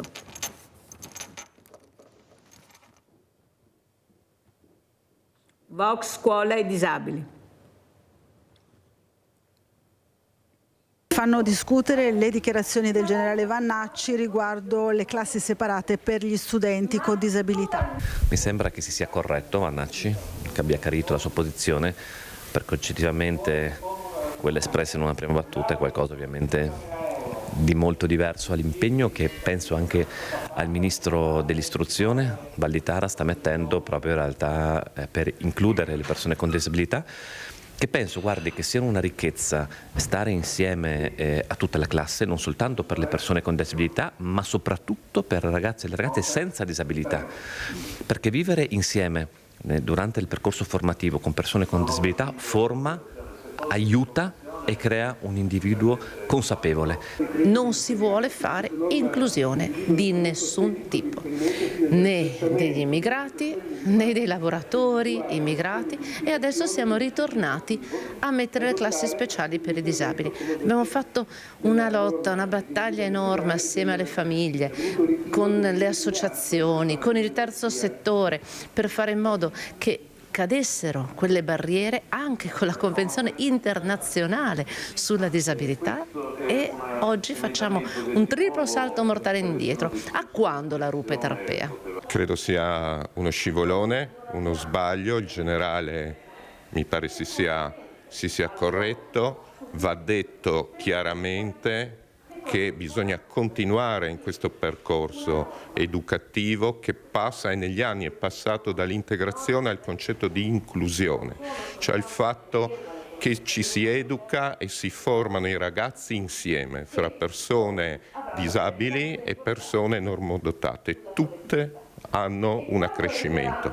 Dichiarazioni del tutto fuori luogo che ci portano indietro di 50-60 anni rispetto all'evoluzione che c'è stata in questi anni, che ha permesso una integrazione importante anche di ragazzi disabili proprio nelle scuole, che peraltro ragazzi disabili hanno già degli insegnanti di sostegno che li aiutano, ma all'interno di una classe diciamo completa ad integrarsi e ad affrontare le difficoltà della scuola, ma anche le difficoltà della vita. Sì, diventa perfino difficile commentare dichiarazioni di questo tipo che vanno in contraddizione con decenni di storia di inclusione, quindi spero si alzi un coro unanime di protesta rispetto alle dichiarazioni di Vannacci. Ecco. Pensate la Mirella, e lo dico a Oscar cosa ha provato quando ha sentito le parole, penso veramente che questa parola disabilità, che faccio fatica sempre a pronunciare, ma purtroppo la devo pronunciare perché è quella che si usa attualmente. Ecco, quando ho sentito queste parole, qualcuno dice, Oscar, ma si è corretto, ma qualcosa poi è cambiato, non voleva dire quello. Ma come si fa a correggere una frase di questo genere? Ma quando tu l'hai detta vuol dire che l'hai pensata, perché l'hai detta, non è che non l'ha detta. E se l'hai detta sapevi benissimo dove volevi parare. Allora capisci, Giorgio, che l'indignazione aumenta ancora di più, visto la difficoltà che fanno questi ragazzi per vivere la quotidianità. Questa donna che davanti a Venezia, davanti a questo palco di Papa Francesco, ha detto per la prima volta siamo in prima fila. Noi carrozzati, perché il Papa è un carrozzato, gira con la carrozzina, ci ha messo in prima fila, siamo noi protagonisti, di solito siamo sempre gli ultimi. Ecco, prego Oscar. Allora, dico questo, queste parole vengono da una persona che sbagliare, dobbiamo però dobbiamo guardare anche il livello di questa persona. Non è una persona, tra virgolette, normale come me, come te o come qualsiasi altra persona. Sì. Una persona di un certo rango e che venga a dire certe cose, mi viene anche il forte dubbio. Ma tra le altre cose dobbiamo anche pensare un'altra cosa noi. Allora, io parlo dell'unico con disabilità, per cui ha gli unici certificati e a livello adulto è più o meno la stessa. Noi siamo un costo per lo Stato, per il politico, noi siamo un costo, dobbiamo essere messi da una parte, non dobbiamo essere visti. Io dico sempre che qua in zona stanno facendo appunto elettorali e quant'altro. Io mi vedo sempre come papà fantasma. Perché? Perché nessuno mi ascolta. Io parlo, scrivo, ma non vengo ascoltato. Aspetta Ripeto. Oscar, perché abbiamo Celestina da Cavarzere, se non mi cade la linea poi è un problema. Vai Celestina. Ciao Mirella, buongiorno. Ciao cara. Ospite. Senti, mi viene nervoso quando chi parla di disabili e tutto quanto che, come si dice, che ni guarda e tutto quanto, perché anche a me tante volte baruffe che ho fatto per avere il meglio per me fiore, che arriva a tractomia, dopo mi ha rotto in casa perché mi aveva e aveva che mangiava per stomaco. E quando che andasevo Tomia Mirella accattavo sporca, che portavo a casa sporca e tutto quanto, sette baruffe che ho fatto per avere il meglio per me fiore, perché io sei disabile ora butti da parte e anche tante maestre mi voleva perché chi mi mettesse a maestra del sostegno, sette che baruffe che facevo, andavo in comune e tutto quanto, mettevo in giro e tutto quanto. Mi ho fatto una bestia, mi che auguro chi provesse sa sapere, non per augurare al maestro, ma chi provesse sa sapere, Mirella. E dopo vedere perché sono stato umiliato tanto qua, che il paese che, non ti dico neanche parole, ho portato anche Padova, ho portato Mossese, ho portato Este, Montagnana, ho portato dappertutto, ho portato Putea, dappertutto e tutto quanto, non ho mai avuto a dire, solo che quando che è cosa dopo, vabbè, basta, Adria, Rovigo, ho portato dappertutto. Però ho sempre fatto il meglio per me fiore, per avere anche il meglio per avere. Dopo non ho fatto niente perché Poarina era malattia e sicché non ho fatto niente, però è una vergogna. Mi vorrei chi provesse a sapere e dopo chi si rendesse conto cosa che vuol dire avere putei disabili e tutto quanto. e dopo te butta da parte, te butta Mirella. Ma non ho parole. Non stavi a dire amico e battaglie che so Dio fare proprio per fragilità, non ti dico cosa che se Dio succeda anche a Treviso, guarda, se è una roba proprio, ma bisogna combattere Celestina, sempre avanti Celestina, come hai fatto tu, un grande abbraccio, sai Celestina, e sono molto felice di averti sentito, perché questa è la voce del Veneto, questa è anche la voce del popolo italiano. Prego Oscar, hai sentito questa mamma che nonostante tutto ha cercato di dare il meglio a sua figlia, quello che stai facendo tu con Giorgio, tu e tua moglie, prego. Certamente la capisco molto molto bene, perché ci siamo passati e ci passeremo ancora con queste problematiche dell'assistenza a scuola. E il tema è anche delicato, perché parla sempre del maestro o comunque del docente di sostegno. Io vorrei capire bene questa cosa, che questa persona è specializzata in cosa? In sostegno per cosa? Disabilità ne abbiamo tante, partiamo dalla cecità, alla sordità, al mutismo, al cognitivo, al fisico. Questi professori, questi docenti devono essere formati bene per essere affiancati alle disabilità che dovranno affrontare, perché è il loro compito creare tutto l'ambiente per l'inclusione. Se non sanno come gestire la disabilità, vanno a creare un ambiente idoneo per l'inclusione. Non so fare. C'è da lavorare sotto. Però bisogna andare avanti e combattere, Oscar. Andiamo a vedere anche un'altra mamma che sta combattendo per sua figlia Lisa, questa famiglia speciale, incredibile, che è venuta anche alla mostra di Otisalvi Perin, Imprenditori 2000 a Collalto, e sentite cosa hanno detto. Andiamo a sentire Raffaella Buziol proprio sulla mostra a Collalto. Allora, siamo con Raffaella, che voi conoscete, molti di voi la conoscono, perché lei rappresenta oggi anche le associazioni, abbracciano le associazioni. Lei è qua anche a nome di tante associazioni che magari non hanno potuto partecipare, ma lei voleva dire grazie anche a Dio ti salvi per questa bellissima iniziativa. Prego. Sicuramente a nome di tutte le associazioni che abbracciano le associazioni, per noi è sempre un momento bello, intanto perché si conoscono i posti attorno a Treviso. Si fa anche una scoperta del passato che poco si conosce. È stato bello vedere le slitte, è stato bello vedere anche questi alberi che sembrano parlare ancora, in particolare ti fanno ricordare anche il fiume, perché noi abbiamo dei fiumi importanti.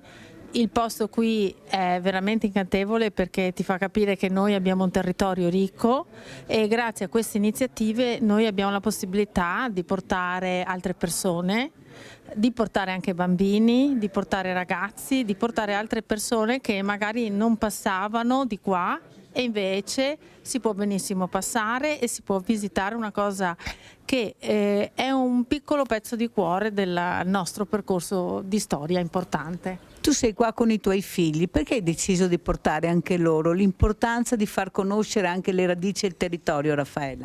Perché come mamma penso che è bello leggere queste cose nei libri, ma la cosa più importante è poterle farle vedere ai propri figli, al mio bambino che ha 6 anni, alla mia ragazza, mia figlia che ha 16 anni. Se io non faccio vedere la slitta che c'è qui, il ramo di legno un po' contorto, ma non è vero, è un ramo di legno che io posso trovare anche nel bosco, non lo vedrebbero bene così come c'è in questo museo, non potrebbero vedere tutte queste cose che sono pezzi di storia che visti su una foto di un libro sono una cosa, ma visti con i propri occhi poi fanno pensare, poi mi fanno altre domande e chi lo sa, se il signor Perin fa altre mostre diventa un'altra tappa di noi storia. Lo seguiremo. E noi lo seguiremo, certo, io anche con la mia famiglia.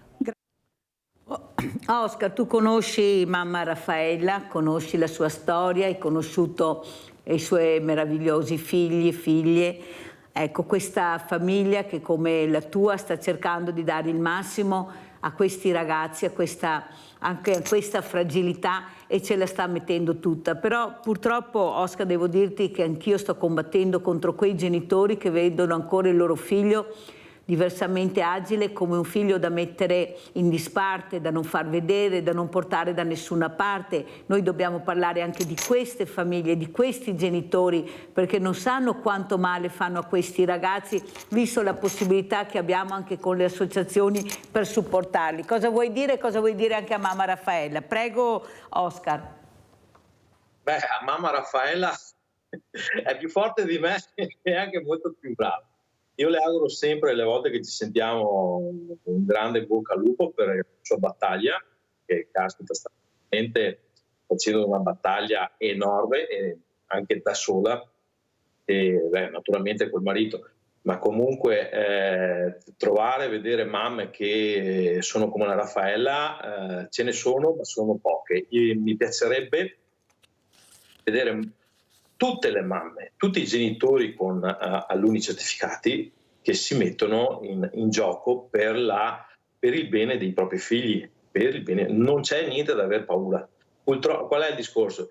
Sì, ci dobbiamo mettere là, leggere, studiare un po' la normativa, ma per capire cosa hanno diritto i nostri figli. Mio figlio, io te l'ho sempre detto, noi abbiamo speso tempo ed energie per farlo diventare così come l'hai visto. Figurati se lo tenevamo chiuso dentro una stanza, come potrebbe essere, solo così, e allora sì. Senti, Oscar, ma perché non si riesce a fare un tavolo invitando questi genitori con voi genitori che vivete il pezzo, che sapete di cosa si parla, che sapete usare forse quel linguaggio che è molto importante per gli altri genitori? Ma perché non si riesce a far questo? Perché io mi ritrovo a volte ad avere dei rappresentanti dei genitori che veramente non so dove vanno a parare, ecco, informazioni che poi non vengono date, non vengono sentite. Com'è la situazione, Oscar? Allora, come ti ho detto prima, sono genitori che si conformano. Io dalle esperienze che ho avuto qua, con i genitori che conosco, molti vedono l'assistenza scolastica come un aiuto primario, ma inteso per loro, perché una certificazione, cioè starci dietro è un lavoro. Con questi operatori si alleggeriscono un po' del lavoro, però non hanno capito che il bene primario dei loro figli non è tanto quel tipo di assistenza, ma è impulsarli non educarli, ma dargli gli strumenti necessari perché riescono a bypassare quella disabilità che hanno. Io ho letto nella letteratura medica, e comunque i medici neuropsichiatri comunque lo confermano. C'è stato anche qualche tempo fa un incontro con una neuropsichiatra che parlava di questa cosa.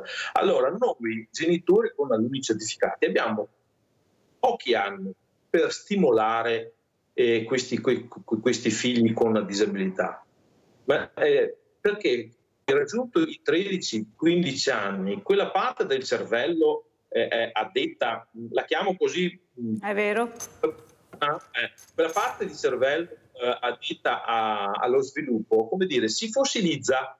Perché non è stimolata, ha bisogno di essere stimolata, e la scuola può fare questo e la società può fare questo. Allora, Giorgio, devo correre perché i servizi anche da far vedere sono tanti, ma sono importantissimi. Sento, non so se c'è qualcuno in linea. Fabio in linea, vai Fabio. Ciao Mirella, saluto tutti. Ciao. Ascolta, io sono invalido, lo sai, no? Però mi domando, intanto la disabilità non vuol dire niente, perché uno può essere disabile perché non riesce a camminare bene, o uno può essere disabile perché ha problemi, non so, tipo il Down, tipo quelle persone che hanno diverse disabilità, magari cognitive.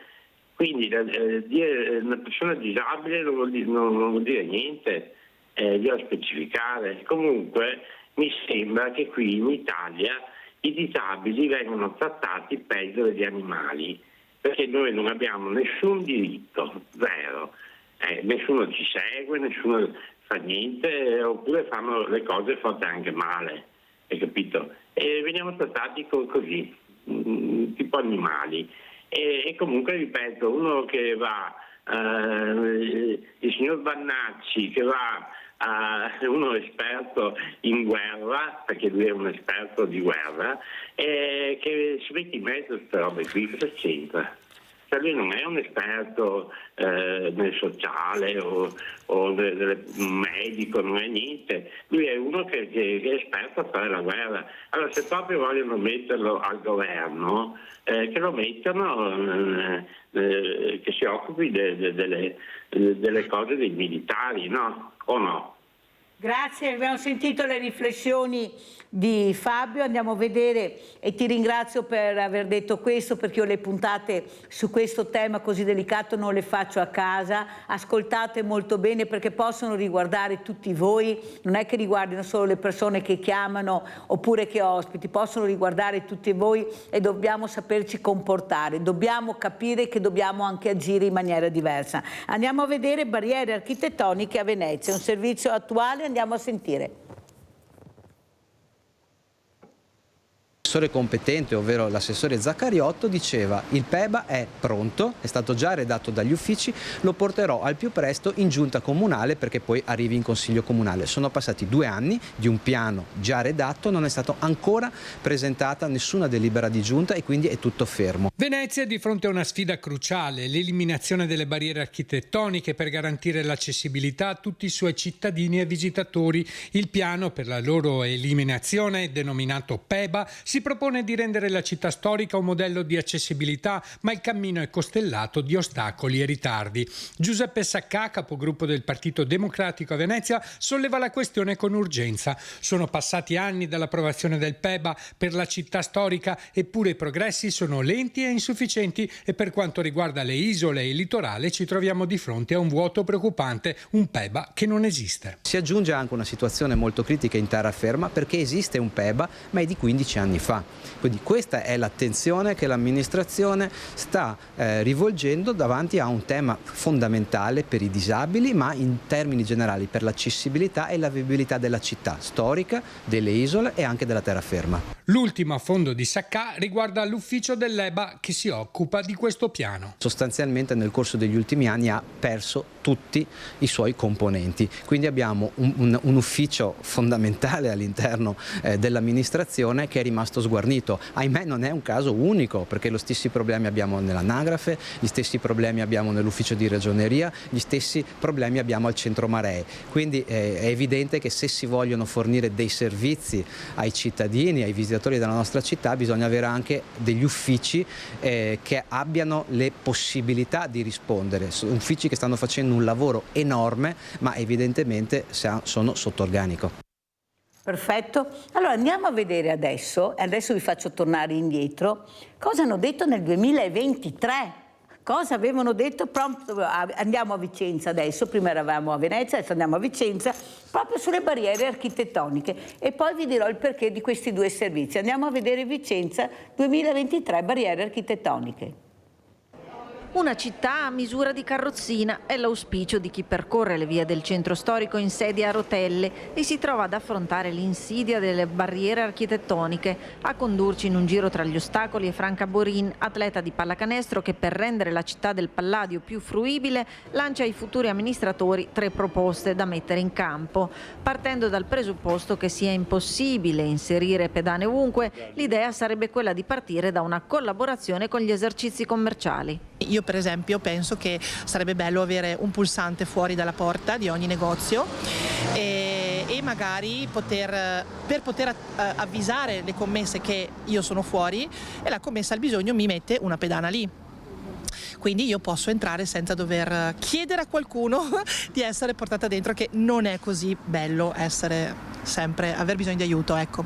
Tra le proposte anche quella di istituire una consulta cittadina per la disabilità. mettere insieme tutte le varie disabilità, quindi i bisogni di tutte le disabilità, e poi da lì poi lavorare sullo specifico di ogni particolare situazione. Questo è importantissimo perché troppo spesso le persone con disabilità, diciamo, lavorano disgiunte, lavorando disgiunti non si arriva all'obiettivo comune. E infine l'esigenza di far riferimento ad uno sportello unico rivolto a chi si trova ad approcciarsi alla disabilità per la prima volta. Nel momento in cui arriva una disabilità in casa, le persone non sanno dove andare in cerca di informazioni, di soluzioni, di aiuti, sia anche pratici a livello lavorativi, ma anche di documenti che favoriscono questa, che cercano di rendere meno pesante questa nuova situazione. Insomma, ci sono tante cose da fare. Prima di tutto però bisogna abbattere le barriere mentali, poi si possono anche abbattere quelle architettoniche. Abbiamo in linea Maurizio da Arre. Ciao Maurizio. Ciao Mirella, buongiorno anche ai tuoi ospiti. Prego. Ciao, ascolta, io volevo semplicemente, come sempre, dire la mia.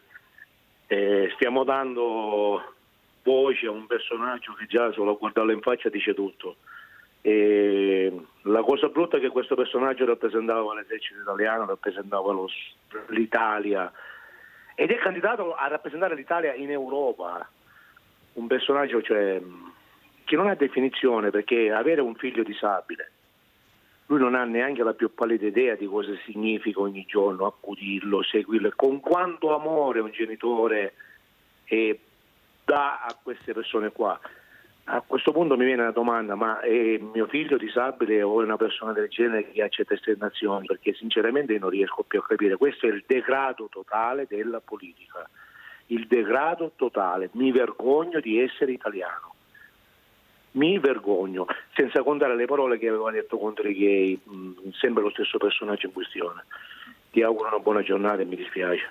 Grazie Maurizio, anche Maurizio ha fatto le sue esternazioni, le sue riflessioni, perché questi due servizi che vi ho fatto vedere, ecco, con questa sportiva, perché siamo nel 2024, i segnali e anche le proposte non solo hanno criticato, ma hanno anche proposte persone che vivono queste situazioni per migliorare. Noi ci ritroviamo a parlare di Paralimpiadi e non abbiamo ancora a Cortina gli alberghi con i numeri, con le stanze per accogliere queste persone. Ma volete dirmi, dico, in tutti questi anni se qualcuno ha ascoltato, ha sentito le esigenze, ma dove erano con la testa? Ecco, è quello che mi domando, Oscar. Ma c'è qualcuno che ascolta oppure c'è qualcuno che continuamente fa i fatti propri e poi vuole arrivare a raggiungere degli obiettivi fondamentali anche per lo sport, non avendo neppure le strutture adatte per accogliere queste persone? Perché hanno pensato sempre ai VIP, non hanno pensato alle fragilità. Non ci sono gli alberghi per i fragili, pochissimi sono a norma e non bastano. Prego Oscar. Allora, bei servizi, devo dire che non sono proprio d'accordo con nel dire che gli esercenti mettono fuori un pulsante per chiamare, perché tu devi entrare in un negozio autonomo.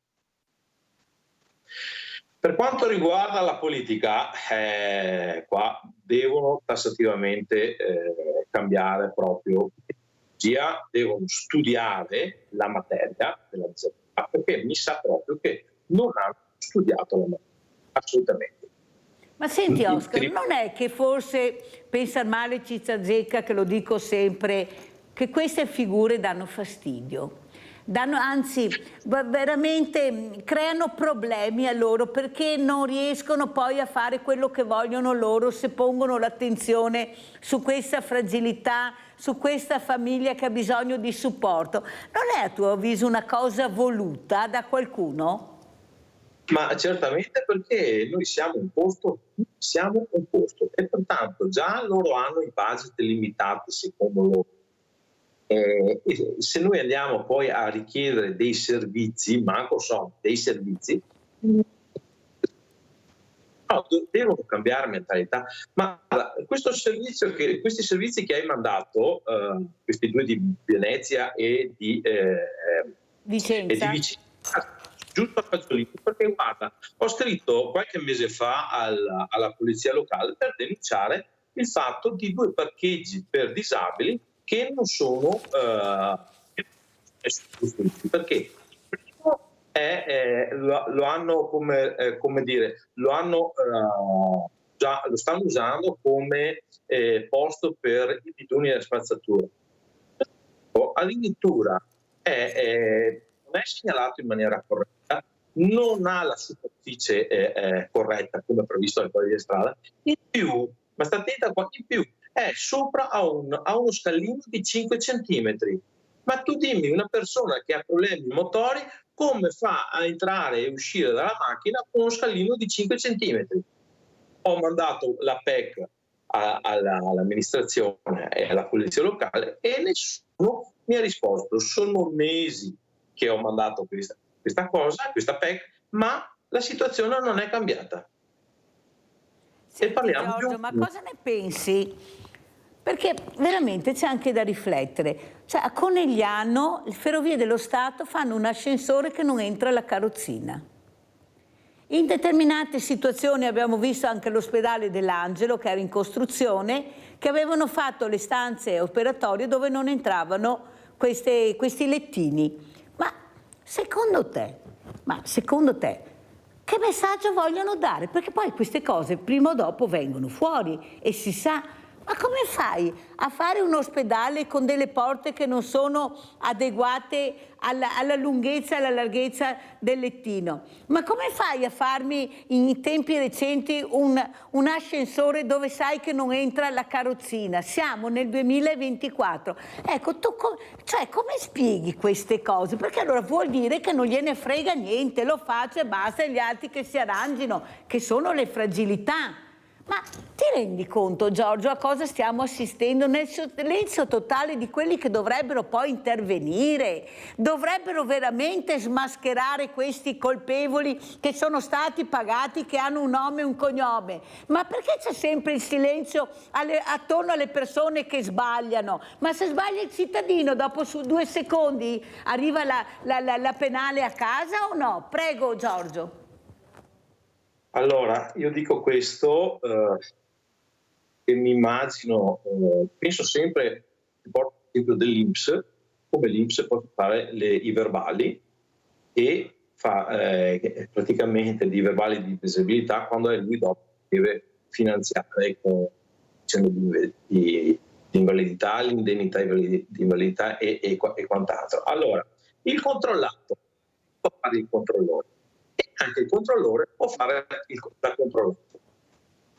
Poi è venuto fuori in trasmissione, devono cambiare totalmente la loro percezione. Non possono fare cose perché l'abbiamo fatta e ciao, e dopo chi si arrangia si arrangia. Assolutamente, vanno fatte bene, ma bisogna anche conoscere le problematiche, perché questi qua, i politici purtroppo non le conoscono, gli interessa solo andare a cose ora di fare le elezioni, di essere votati e basta. Quando gli si vota insieme a Carrega, ciao, prova a scrivere, prova a vedere se ti rispondono o non ti rispondono.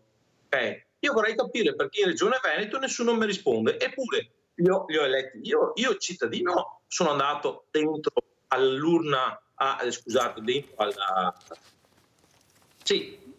votare, mica una seggio elettorale. Seggio elettorale. Cioè l'ho votato io come singolo cittadino, non come l'associazione. E perché allora non mi scrivono e guardano solo le associazioni? Io ho capito che di cittadini siamo tanti, però quando qualche cittadino ti scrive per delle motivazioni ben precise, ok, penso che tu debba una risposta a questo cittadino, no fare silenzio, perché è quello che succede. La scuola non è inclusiva perché? Perché la politica non gli interessa. Questo è il discorso. Quando Questo sono è là, ciao.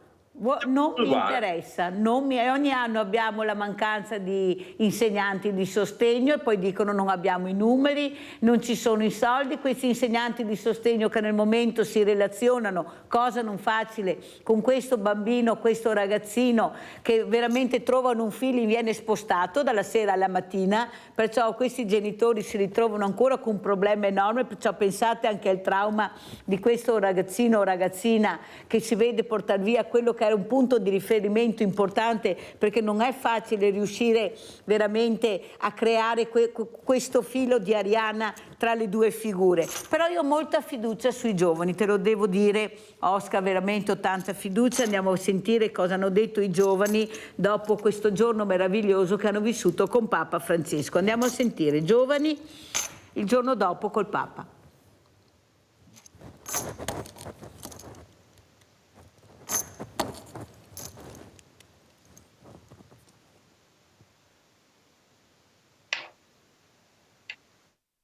È stato tanto emozionante, nel senso che ci è voluto un po' per capirvi, anche per elaborare un po' tutto quello che ha detto. Ci sono volute quasi 24 ore a Roberta per realizzare quanto vissuto a Venezia, l'incontro storico con Papa Francesco. Lei insieme ad una ventina di ragazze della pastorale di Treviso provenienti da tutta la diocesi era alla Salute per l'incontro del pontefice con i giovani. Il momento più emozionante, il passaggio del Santo Padre a pochi metri da loro. Che era tanto vicino, era proprio vicino, quello è stato proprio il momento più emozionante. Nel suo discorso Papa Francesco si è rivolto ai giovani perché siano attivi, protagonisti della loro vita. La frase che mi ha colpito è stata siate creatori di novità. Una grande responsabilità, però diciamo che è quello che dobbiamo fare in realtà. Messaggi che i ragazzi porteranno per sempre con loro. L'abbiamo registrato, lo sto riascoltando, perché è stato veramente, poi è stato bello anche il raccontare a casa. Una giornata intensa, finita troppo presto. Ho detto ci vorrebbe tutte le domeniche una mattinata così. Ma ci sarà una nuova occasione per i giovani veneti di incontrare Papa Francesco il 18 maggio a Verona. Mi piacerebbe in realtà, adesso vediamo se ci organizziamo. Mi piacerebbe rincontrare questo Papa Francesco che sa parlare ai giovani, che usa veramente anche delle volte dei gesti che usano i giovani. Lui non faceva così quando li vedeva questi giovani. Ecco, che cosa hai provato, Oscar? Non so se tu hai seguito quella persona, quella signora in carrozzina che ha detto oggi siamo i primi, siamo in prima linea, come ho riferito prima. Ecco, non siamo agli ultimi posti, siamo noi i protagonisti. Prego, Oscar. Sinceramente, ti dico la verità, non sono riuscito a gestire tante cose. Oggi mia moglie ne abbiamo passate di cotte di crude. Comunque ritengo che sia veramente un passo in avanti da parte anche della Chiesa e dell'organizzazione far presente, ossia far mettere in prima posizione le persone con diversamente abili. È bellissimo, spero che anche i politici riescano a capire questa cosa. Se mi permetti vorrei aggiungere altre due cose in merito al discorso di prima, che parliamo di sostegno e quant'altro dei politici, della loro intenzione verso la disabilità. Allora, non vorrei sembrare troppo tecnico, però poi chi vuole potrà anche fare una piccola ricerca. Allora, il decreto interministeriale del numero 182 del 2020 parla chiaro, che praticamente ci saranno tagli nel sostegno e nelle risorse che seguiranno gli alunni con certificazione. Da qua puoi benissimo capire qual è l'idea del politico. Altra cosa molto importante e secondo me molto grave, qua in Veneto abbiamo una delle migliori leggi per quanto riguarda la LIS, ossia la lingua dei segni, per le persone con problemi di comunicazione. Allora ti faccio notare, io sto andando a diversi eventi elettorali e in nessun evento sto vedendo che c'è un interprete LIS. Allora mi chiedo io, questi che vogliono essere eletti, Cioè, sanno che esistiamo o è un costo l'interprete per divulgare le loro informazioni? Perché le persone con problemi di comunicazione non vanno a questi eventi perché sono escluse. La legge in Regione Veneto parla chiaro. Perché non viene applicata questa normativa? Vorrei proprio sapere da questi candidati e la farò questa domanda. Verrà fuori sta roba qua. Perché è vergognoso. Perché così abbiamo capito che non interessa niente a nessuno. Noi siamo messi là, sì, c'è la legge, vabbè, tanto, vabbè. No, è sbagliato. Dobbiamo essere più aperti con la mentalità. Basta, è quello il problema. Ma non pensi anche, Oscar, che quelle persone che adesso sono candidate per la poltrona europea, sono quelle stesse che magari non hanno risposto alle mail di Oscar, di tanti genitori, di tanti ragazzi, di tante famiglie? Non è detto perché tu sei da 30 anni in regione che hai diritto di entrare in Europa. Tu devi anche capire e farci sapere cosa hai fatto per questo territorio. Cosa dici, Oscar, e come ci saluti? No, hai perfettamente ragione. Te lo dico in Veneto, a Carrega è più importante di tutto il resto. Grazie, salutiamo tanto veramente Oscar Feronato, papà di Giorgio, un grande abbraccio sia a Giorgio che a tua moglie Oscar. Bisogna combattere sempre avanti e cercare che finalmente a casa capiscono che abbiamo bisogno in politica di aria fresca, perciò cercate di capire quello che ha detto anche Oscar questa mattina, perché veramente un cambiamento ci vuole anche per queste famiglie, per questi genitori e per questi ragazzi che sperano che veramente votiate nella maniera giusta, perché ricordatevi che andare a votare è molto molto importante, è un dovere che dovete fare. Grazie a Oscar Feronato, grazie, pubblicità.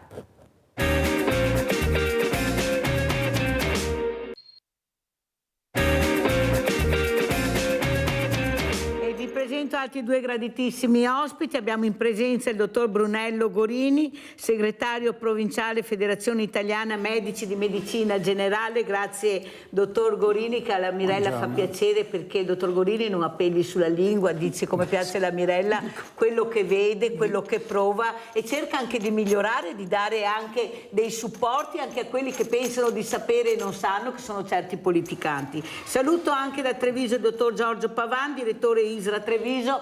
Grazie anche a lei, dottor Pavan, di essere qui.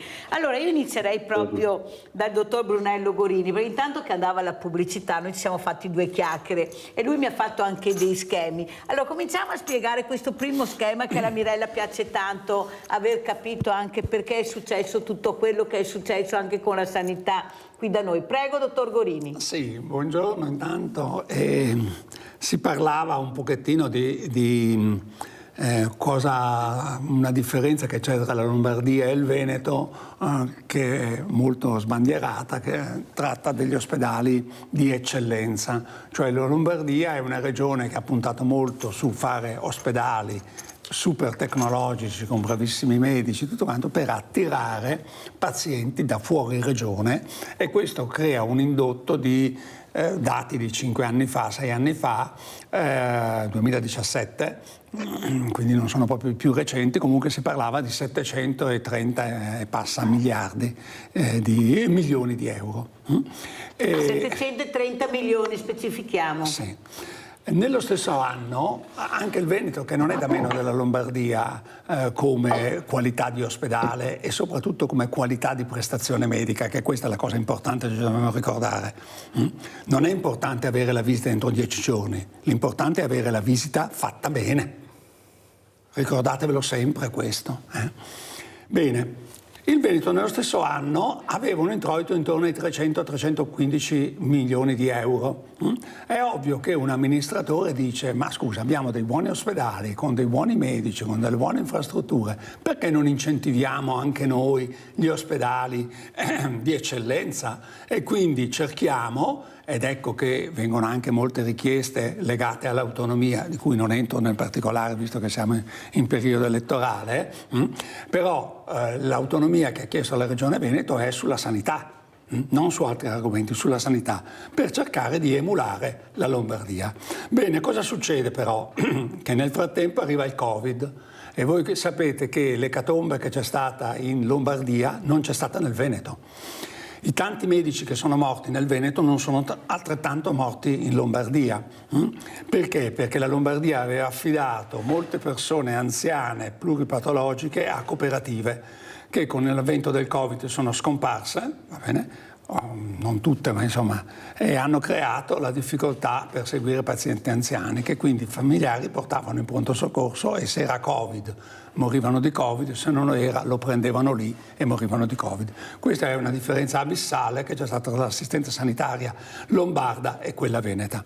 Quindi io giustifico chiunque avesse pensato di copiare dai lombardi, ma dopo il Covid non c'è più questa scusa. Dopo il Covid non è possibile più dire basiamoci sugli ospedali di eccellenza, dobbiamo basarci su un territorio di eccellenza.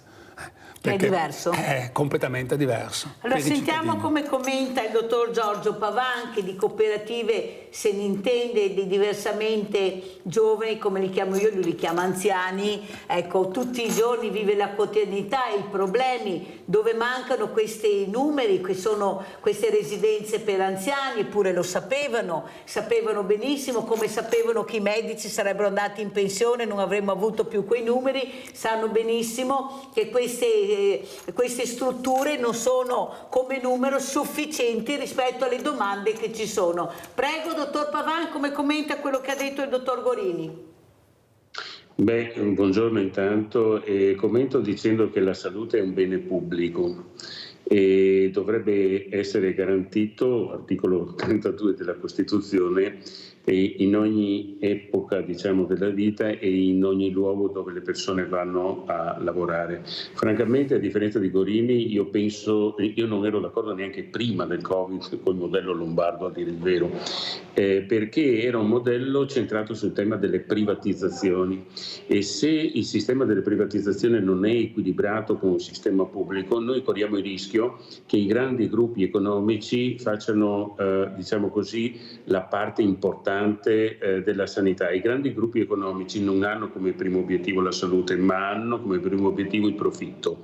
E allora io mi fido poco dei grandi gruppi economici e il default l'abbiamo avuto, e su questo concordo con Gorini, l'abbiamo avuto proprio quando si è trattato di parlare di medicina del territorio, di salute del territorio, di integrazione. Da questo punto di vista il Veneto non ha, diciamo, in teoria non ha nulla da imparare da nessuno, perché il sociosanitario esiste solo in Veneto e in tutta Italia e tuttavia si può sempre peggiorare, si può migliorare ma si può peggiorare. Noi speriamo tanto che con queste benedette case delle comunità qualcosa si faccia, però quello che mi sembra non si sia capito è che non è con 4 muri che si fa la differenza tra il prima e il dopo, ma è con un'organizzazione di servizi diversi. I muri servono, per carità, ma è con un'organizzazione di servizi diversi. Per quanto riguarda, insomma, con Gorini ci conosciamo un po' di anni, il lavoro dei medici di medicina generale, ma credo ci andremo, insomma, è diventato davvero un lavoro difficilissimo. Da me lavorano una quindicina di medici, tutti molto bravi e fanno un numero straordinario di ore al giorno e se non ci fosse la passione, sì c'è anche la questione economica, ma se non ci fosse la passione non farebbero tutto quello che stanno facendo e stanno ancora reggendo una situazione territoriale importante. Speriamo non mollino e vediamo con questa nuova apertura dell'iscrizione alle università da parte dei medici, insomma, che cosa possiamo costruire per il nostro futuro. Dottor Gorini, lei è stato diverse volte ospite qui a Sveglia Veneti e ha cercato di dare anche delle ricette, nel senso che si critica, ma si propone anche, si costruisce, non è che si critica solo. Secondo lei qualcuno ha ascoltato le ricette che avete dato, non solo lei, ma tanti medici, chirurghi, ricercatori che ho avuto, scienziati, da quelli che sono nella stanza dei bottoni e che dovrebbero cercare anche di accelerare queste risposte da parte del cittadino che sta diventando sempre più anziano, perché arriviamo a 100 anni con delle figure meravigliose che veramente potrebbero ancora essere impiegate, dico io, ecco, grazie alla scienza, alla ricerca, anche alla tecnologia, che poi quando aprono la porta non hanno questo servizio alla persona, come dice il dottor Pavan, che si dovrebbe dare e dovrebbe comportare anche dei costi inferiori a quelli che abbiamo, perché forse ne avremo molto di più, impiegheremo anche molte più persone. Ma l'impressione che abbiamo è di essere un po' dei monaci che urlano nel deserto e nessuno li ascolta, perché sono anni che predichiamo la carenza dei medici. Io mi ricordo di aver scritto dei documenti nel 2002, quindi 22 anni fa, che bastava guardare la curva dell'età dei medici per capire che ci sarebbe stato un tracollo dopo 20 anni, e nonostante questo qualche funzionario regionale continuava a dire che era un'invenzione, che non erano veri quei dati, salvo poi rendersi conto, e per fortuna non lavora più in regione. Fa danni da altre parti magari, non lo so, non voglio essere... Sì, di solito vengono anche premiati, sì, ecco, promuovere per rimuovere, ma sempre premiati, perfetto. Non entro nel merito. Vabbè, lo entro però, io, prego. Abbiamo sempre l'impressione che quando proponiamo qualcosa o suggeriamo delle soluzioni, di non essere visti come esperti della materia che gratuitamente ti dicono una possibilità che tu politico poi devi vedere, valutare e decidere, ma di essere più degli rompiscatole che si ostinano a voler fare questo. Per usare un termine di un vecchio direttore generale, il quale disse: il servizio sanitario è perfetto, funziona tutto benissimo, l'unica cosa che rompe le scatole sono i pazienti che si ammalano. Insomma, direi che il servizio sanitario è nato proprio per i pazienti, poveretti, e se rompono le scatole è perché probabilmente sono arrivati a un punto tale che hanno visto che con le buone, tra virgolette, non ottengono quello che devono ottenere. Noi adesso abbiamo una situazione in cui si parlerà, già si sta parlando a livello nazionale di razionare, non razionalizzare, razionare le prescrizioni del medico di famiglia. Anni fa ci fu un caso particolare in Campania dove dissero al medico di famiglia che non poteva fare più di una ricetta al giorno per paziente. Quindi se uno aveva bisogno di 2 esami dovevi scegliere quello che gli facevi oggi e poi magari dopo 2 giorni gli chiedevi quell'altro, perché la regione nella sanità campana era in grande difficoltà e quindi avevano studiato questo sistema. Adesso noi abbiamo pazienti che arrivano con un elenco di esami prescritti o privatamente o attraverso assicurazioni sempre private ovviamente, e pretendono che tutto quanto quello che qualcuno ha scritto lì sia trasformato in servizio sanitario. Il medico cosa fa in questi casi? Valuta se effettivamente di queste cose ce n'è bisogno e allora le prescrive nel servizio sanitario, ma se non ne ha bisogno dice al paziente: no, guardi, mi dispiace, non concordo con quello che le ha detto lo specialista, questo esame non lo facciamo. Apriti cielo. Cioè 20 anni fa, 30 anni fa, se il medico diceva non c'è bisogno di fare questo esame, il paziente diceva va bene dottore, come dice lei. Adesso no, sono tutti istruiti, tutti leggono internet, tutti sanno così, e basta sentire una qualsiasi trasmissione dove parla uno specialista, sembra che l'unghia di cui è specialista sia il mondo su cui gira tutto il cosmo, no? Allora, ci sono delle patologie importanti e ci sono delle patologie minori. Non possiamo permetterci di sperperare a favore di patologie minori delle risorse che sono fondamentali nelle patologie maggiori. Allora, dottor Pavan, noi l'ultima volta che ci siamo visti lei ha detto: vado in Marocco per cercare di trovare del personale, o addirittura per spostare queste persone, perché così io non riesco più ad andare avanti, non ce la facciamo. Non è passato tantissimo tempo, ma è passato del tempo. Com'è la situazione? Cosa ha trovato in Marocco? Sono stato in Marocco come sono stato in altri paesi stranieri, diciamo così del terzo o del quarto mondo, perché andiamo a rubare le migliori braccia che ci sono lì per portarle da noi che siamo più ricchi, e questo è già un elemento diciamo disvaloriale, perché in verità ad esempio da noi mancano certamente i medici. Il dottor Gorini ha fatto riferimento all'andamento demografico dei medici. Io vorrei ricordare l'andamento demografico dei cittadini italiani e dei cittadini occidentali, insomma, dove l'invecchiamento della popolazione era scritto sulle pietre di Mosè, da quanto era evidente. Mi veniva da dire prima, a proposito di interlocuzioni regionali, non lo so chi a un certo punto si sveglierà e dirà che il re è nudo. Il re è nudo, il re è nudo nella sanità, e quindi bisogna iniziare ad aprire gli occhi e a cambiare in modo rivoluzionario questa sanità, perché così non può andare sia nelle priorità che nell'altro. Ma sto nella domanda. E io ribadisco questo. Questa mattina abbiamo fatto una riunione di coordinamento. Su 500 operatori sociosanitari ne perdiamo circa 150 all'anno, e su 85 infermieri ne ho 75 di stranieri extraeuropei, non europei, extraeuropei. Allora dico, se tanto mi dà tanto, adesso prima diceva Gorini, l'importante non è la visita subito ma la visita bene, ma qui corriamo il rischio che non sia né subito né bene, perché quando noi abbiamo 75 infermieri, io dico con tutto il rispetto per queste persone straniere che per fortuna ci sono, perché altrimenti gli anziani che hanno fatto il Veneto, tanto per essere un po' autonomisti, no? Sono nelle mani degli stranieri. La loro salute, la loro vita è nelle mani degli stranieri, che noi non vorremmo per qualcuno. Vabbè. No, ha fatto bene a dirlo, perché così. Direttore, la fermo un secondo perché abbiamo un Maria da Arre. Vai Maria. Niente, è caduta la linea.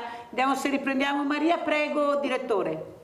Sì, no, solo per dire che da questo punto di vista rischiamo davvero di avere le visite tardissimo, e fate anche male, perché le persone che vengono da altre parti del mondo non hanno gli stessi criteri, la stessa formazione, il stesso percorso. Quanto percorso è necessario fare perché abbiano le competenze? Medico Gorini, per trovarne un altro come Gorini, quanto ci vuole, insomma, no? Ci vuole intanto lo studio e dopo tutta una serie di esperienze che vengono maturate nei contesti specifici nostri. Allora dico, l'altro problema che si pone, che stiamo affrontando, è il tema delle case. Mirella, qua ci sono B&B dappertutto, non c'è più un appartamento e nessuno affitta niente. Cioè, in che mondo? È veramente un mondo capovolto, ma non come diceva il generale, ma è un mondo capovolto che non ci capiamo davvero più. Cioè, le persone che stanno vivendo la loro condizione di coppia, voglio dire, ragazzi di 30 anni che si sposano, ma non solo non hanno i soldi per comprarsi una casa e accendere un mutuo, no? Ma non hanno neanche gli affitti, cioè le persone non danno gli appartamenti in affitto. Come fanno a costruire una casa, venire a lavorare da noi, fare tutte le cose che servono? È davvero un mondo al contrario. Senta, dottor Pavan, io voglio farle una domanda. Era tanto che le la volevo fare, anzi volevo venirla a trovare proprio nel suo studio. Ma se le dessero Villa Franchetti, dottor Pavan, e con l'aiuto di tutti questi imprenditori che abbiamo nel nord-est, magari se si prendono un yacht in meno, si tengono quello vecchio, forse riuscirebbero anche ad aiutare il diversamente giovane, che anche loro, se sono diventati così grandi, belli, bravi e ricchi, è merito anche di queste figure. Lei saprebbe cosa farne?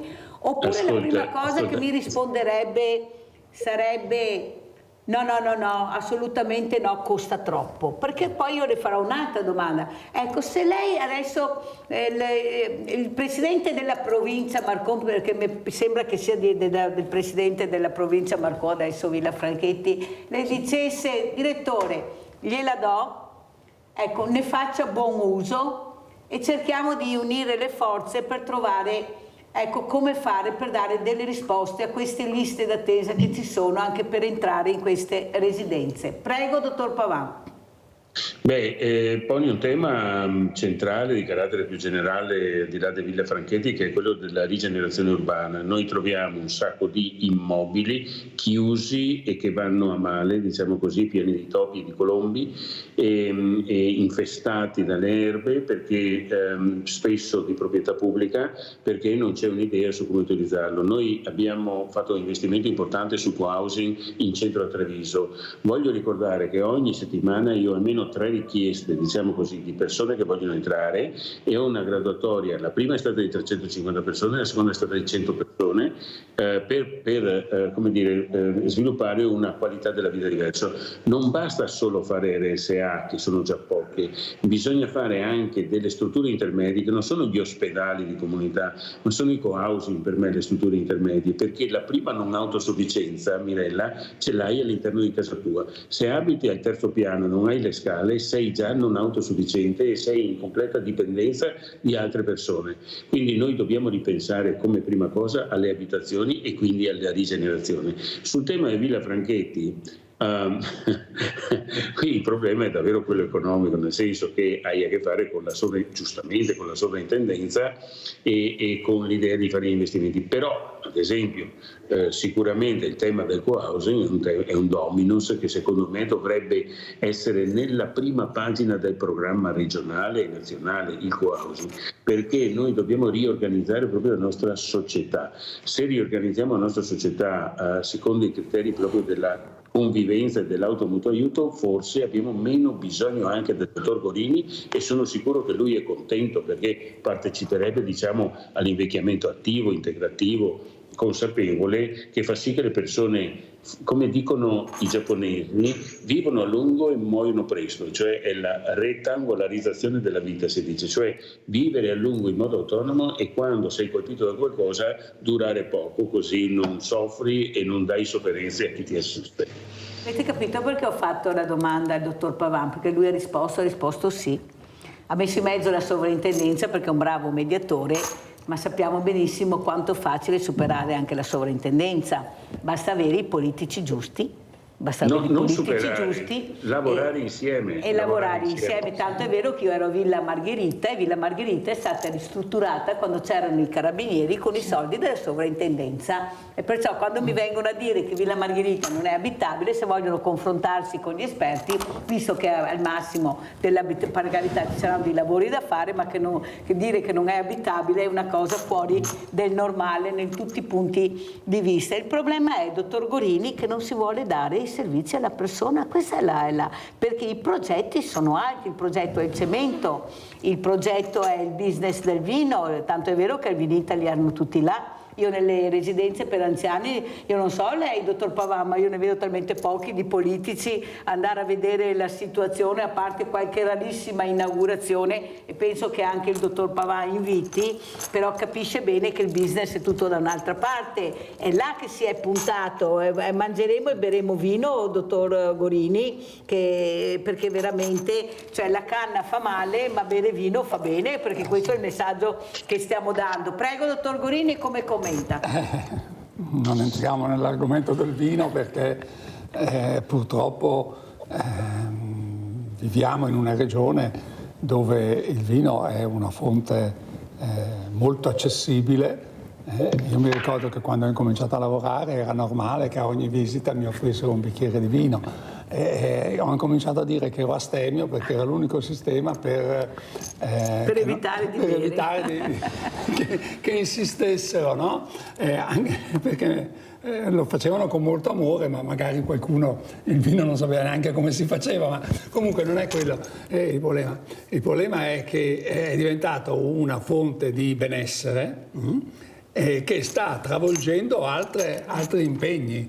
Sicuramente è molto più importante, secondo me, curare le persone, come si diceva prima, che sono quelle che hanno creato il benessere del Veneto, perché gli anziani di oggi sono quelli che si sono fatti un mazzo così, come si suol dire, lavorando in fabbrica, lavorando nei campi quando tornavano a casa, costruendosi la casa con l'aiuto degli amici, un mattone tu, un mattone io. Io mi ricordo queste cose qui. Oggi queste cose qui non esistono più per tanti motivi, usciamo dalle mie competenze, ma è un dato di fatto che sembra che le persone, una volta messe nelle case di riposo, siano dimenticate. Gianfranco Valeri da Cessalto, vai Gianfranco. Sì, buongiorno signora. Buongiorno. Buongiorno ai dottori in studio. Ecco, mi rivolgo al presidente dei medici di base.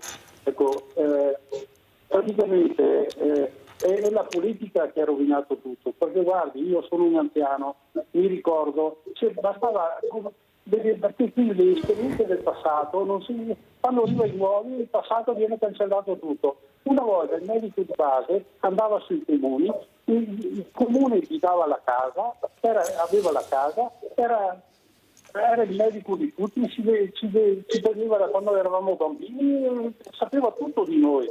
E adesso è stato trasformato, se deve arrivare un medico di base si deve trovare lo studio, si deve trovare qua, si deve trovare là, e che prima faceva anche da ufficiale sanitario, faceva da tutto, era veramente erano dimissionari, perché lei li chiamava qualsiasi ora, sabato, domenica, erano sempre disponibili, anche adesso sono bravissimi, per carità, e concordo con lei, dottore, che le vite specialisti, chi è meglio di un medico di base che ha sempre seguito la mia persona, qual è la mia patologia? Il specialista come fa a individuare tutto in 5, 10, 15 minuti massimo di visita? Ha capito?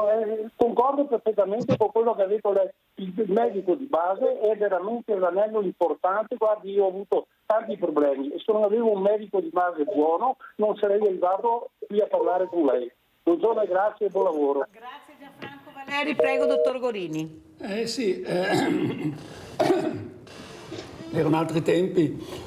Noi adesso ultimamente mi è successo che un sindaco, ovviamente non faccio il nome, insistette molto con l'azienda per avere il medico nel suo comune che per qualche motivo era rimasto vuoto, promettendo mari e monti. Poi quando arrivò la dottoressa nuova le offrì l'ambulatorio comunale a un prezzo di affitto, mentre prima diceva gratuito, poi le chiese l'affitto, per dirsi. Quindi è cambiato un pochettino il mondo, sono cambiate anche i politici. Perché è caduto il microfono, dottor Garini. Allora passiamo intanto al dottor Pavan. Dottor Pavan, che appello vuole fare, perché ormai siamo quasi in chiusura? Cos'è che vorrebbe dire alla politica, visto che fra poco andiamo a votare, andremo in Europa, speriamo anche con squadre competenti, anche se ho molto dubbi, visto quello che stanno calando dall'alto. Siamo gli unici a non aver ancora presentato la lista, come ha detto prima Nicola Talmi. Prego, dottor Pavan.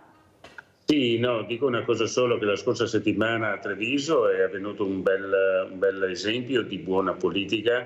7 comuni, piccoli comuni del nostro territorio, Arcade, Breda, Spresiano, Macerata, Ponzano, Villorba e non mi ricordo uno, vicino Villorba, insomma, e 7 comuni hanno firmato, 7 sindaci hanno firmato con l'ISDRA e con l'Associazione Italiana Alzheimer Uniti un patto contro le demenze, in modo tale da organizzare nei territori di questi comuni con il volontariato, ma mettendo il viso del sindaco in prima persona, perché se è importante il medico in un paese è altrettanto importante il sindaco.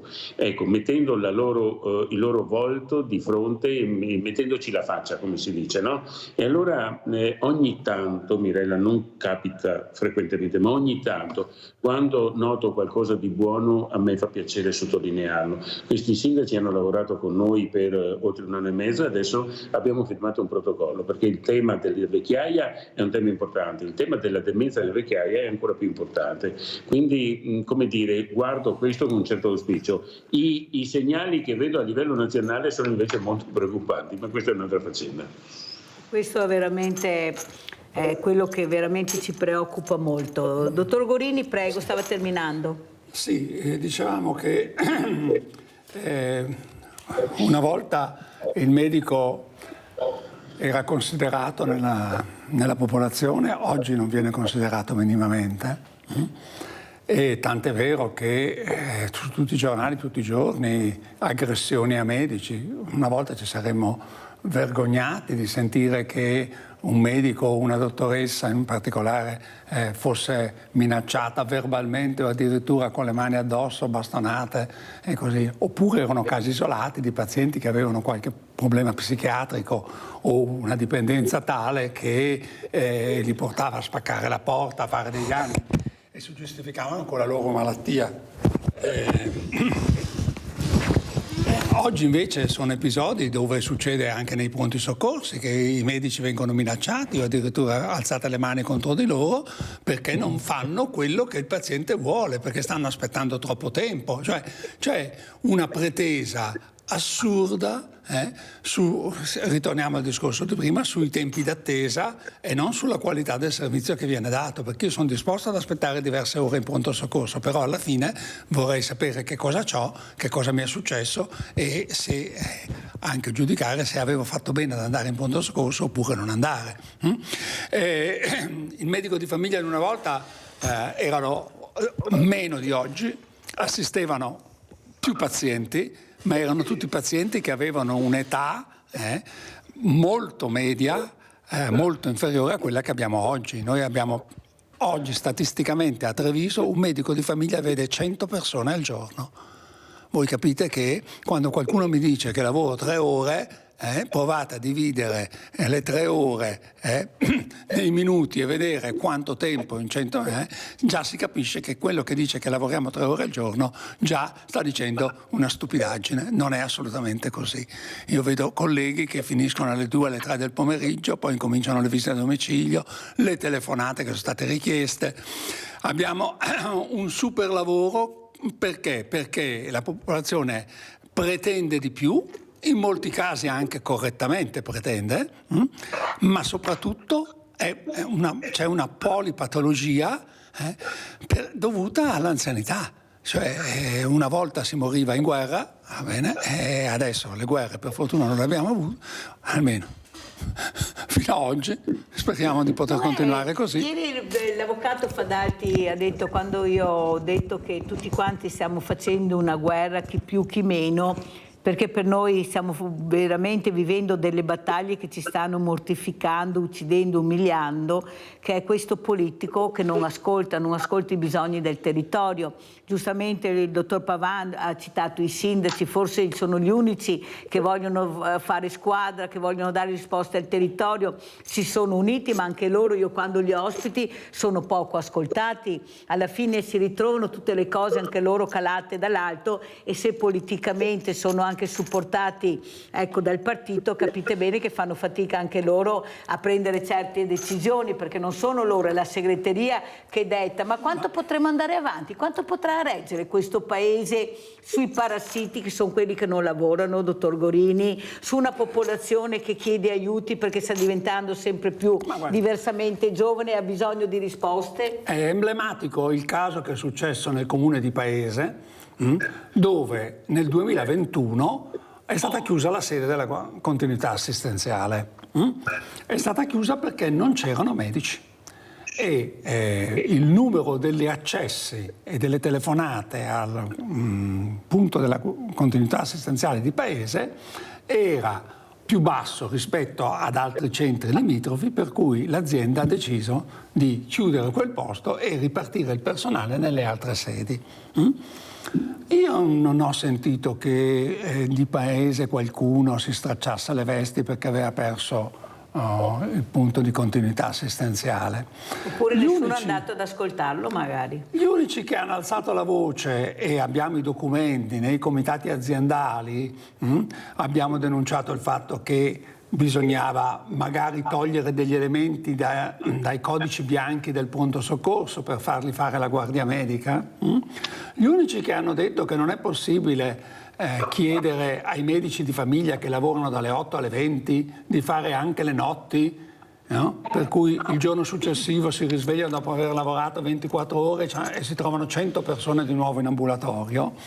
Peraltro questo è vietato non solo dal codice civile, perché nessun contratto di lavoro può impegnare il lavoratore nell'orario extralavorativo, quindi pensate chi ha un lavoro e ha un datore di lavoro, se questo gli dicesse bene guarda, dal prossimo mese tu lavori anche di notte o lavori anche di domenica, uno dice scusa ma questo non fa parte del contratto di lavoro, quindi non me lo puoi chiedere. Primo punto. Secondo punto, c'è una legge del 2011 che dice chiaramente che per le professioni mediche, quello che ci interessa, dopo aver fatto un turno di 12 ore, quindi 8-20, devo avere almeno 11 ore di riposo. Nonostante questo, noi ci ritroviamo che il sindaco di paese protesta perché i medici non vogliono fare volontariato, cioè lavorare di notte dopo che lavorano tutto il giorno. E chi risponde sui giornali, proprio dall'altro ieri mi pare, a nome del distretto, dice che non si è potuto riaprire la continuità assistenziale perché i medici di paese non hanno dato la possibilità di lavorare anche di notte. Allora, ma dico qui, c'è qualcuno che ci ragiona? O siamo quindi tutti quanti in un mondo dove ognuno dice la sua e nessuno verifica quello che sta dicendo? Mi sa che l'intelligenza artificiale ha sconvolto certi cervelli. Dottor Pavan, come ci saluta veloce, un minuto? Beh, due note. La prima nota è che le lunghe liste di attesa, non si può attendere molto, dottor Gorini, per la visita, perché le lunghe liste di attesa producono il fatto che i ricchi si visitano a pagamento e i poveri aspettano, e questo non va bene. La seconda questione che metto come nota è che questo fa sì che ci sia la possibilità di avere nella graduatoria dell'ospedale, se vuoi a fare una visita non aspetti, ma con lo stesso medico, se vuoi farla a pagamento ce l'hai il giorno dopo. Questo è un sistema che non può funzionare.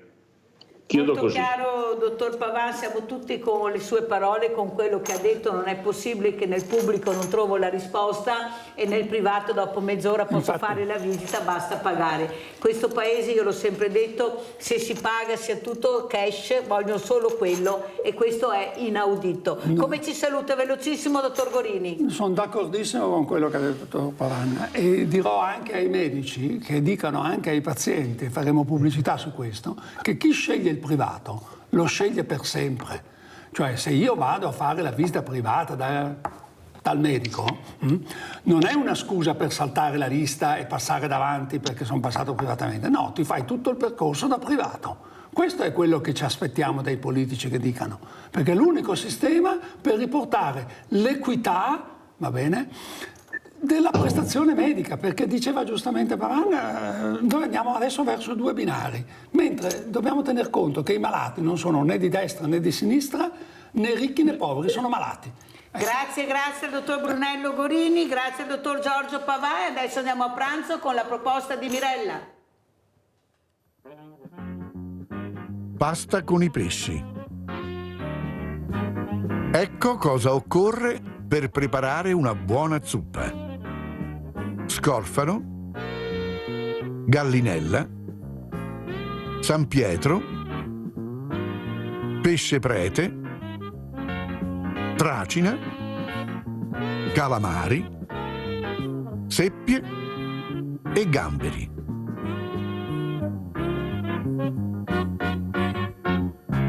Ingredienti per 4 persone. 320 grammi di spaghetti, 600 grammi di pesci per zuppa puliti, 200 grammi di pomodorini tagliati a pezzetti, un mazzetto di prezzemolo, una cipolla, 2 spicchi d'aglio, olio extravergine di oliva, sale, pepe.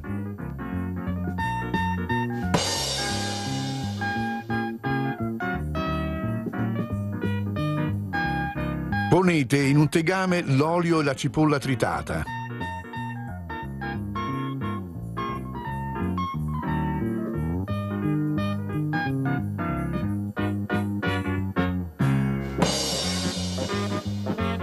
E fate insaporire.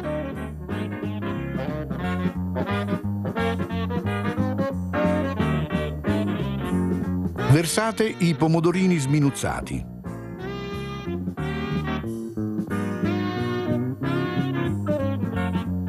Aggiungete un trito di aglio, prezzemolo, una presa di sale, una abbondante spolverata di pepe e coprite con 3 decilitri d'acqua calda.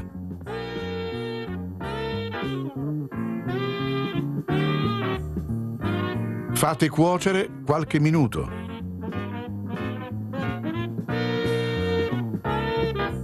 Unite il pesce e cuocete su fiamma moderata per un quarto d'ora.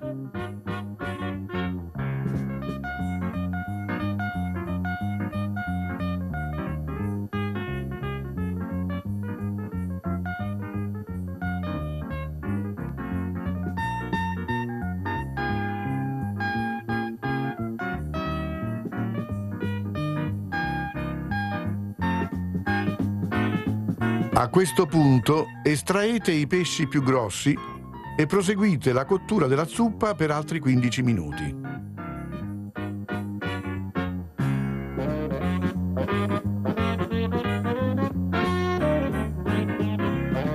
Appena i pesciolini si saranno disfatti, passate il brodo al passaverdura.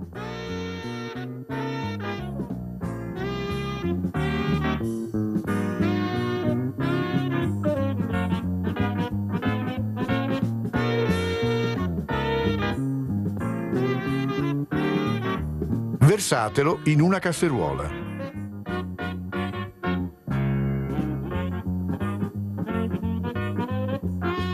Intanto cuocete molto al dente gli spaghetti. Fate addensare il sugo su fuoco basso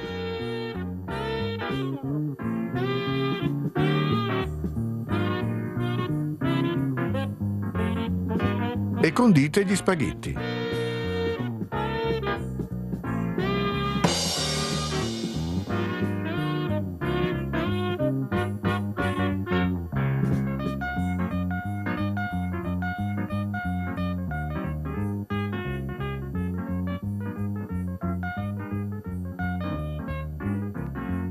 Servite con i pesci tenuti da parte e con una spruzzata di prezzemolo fresco.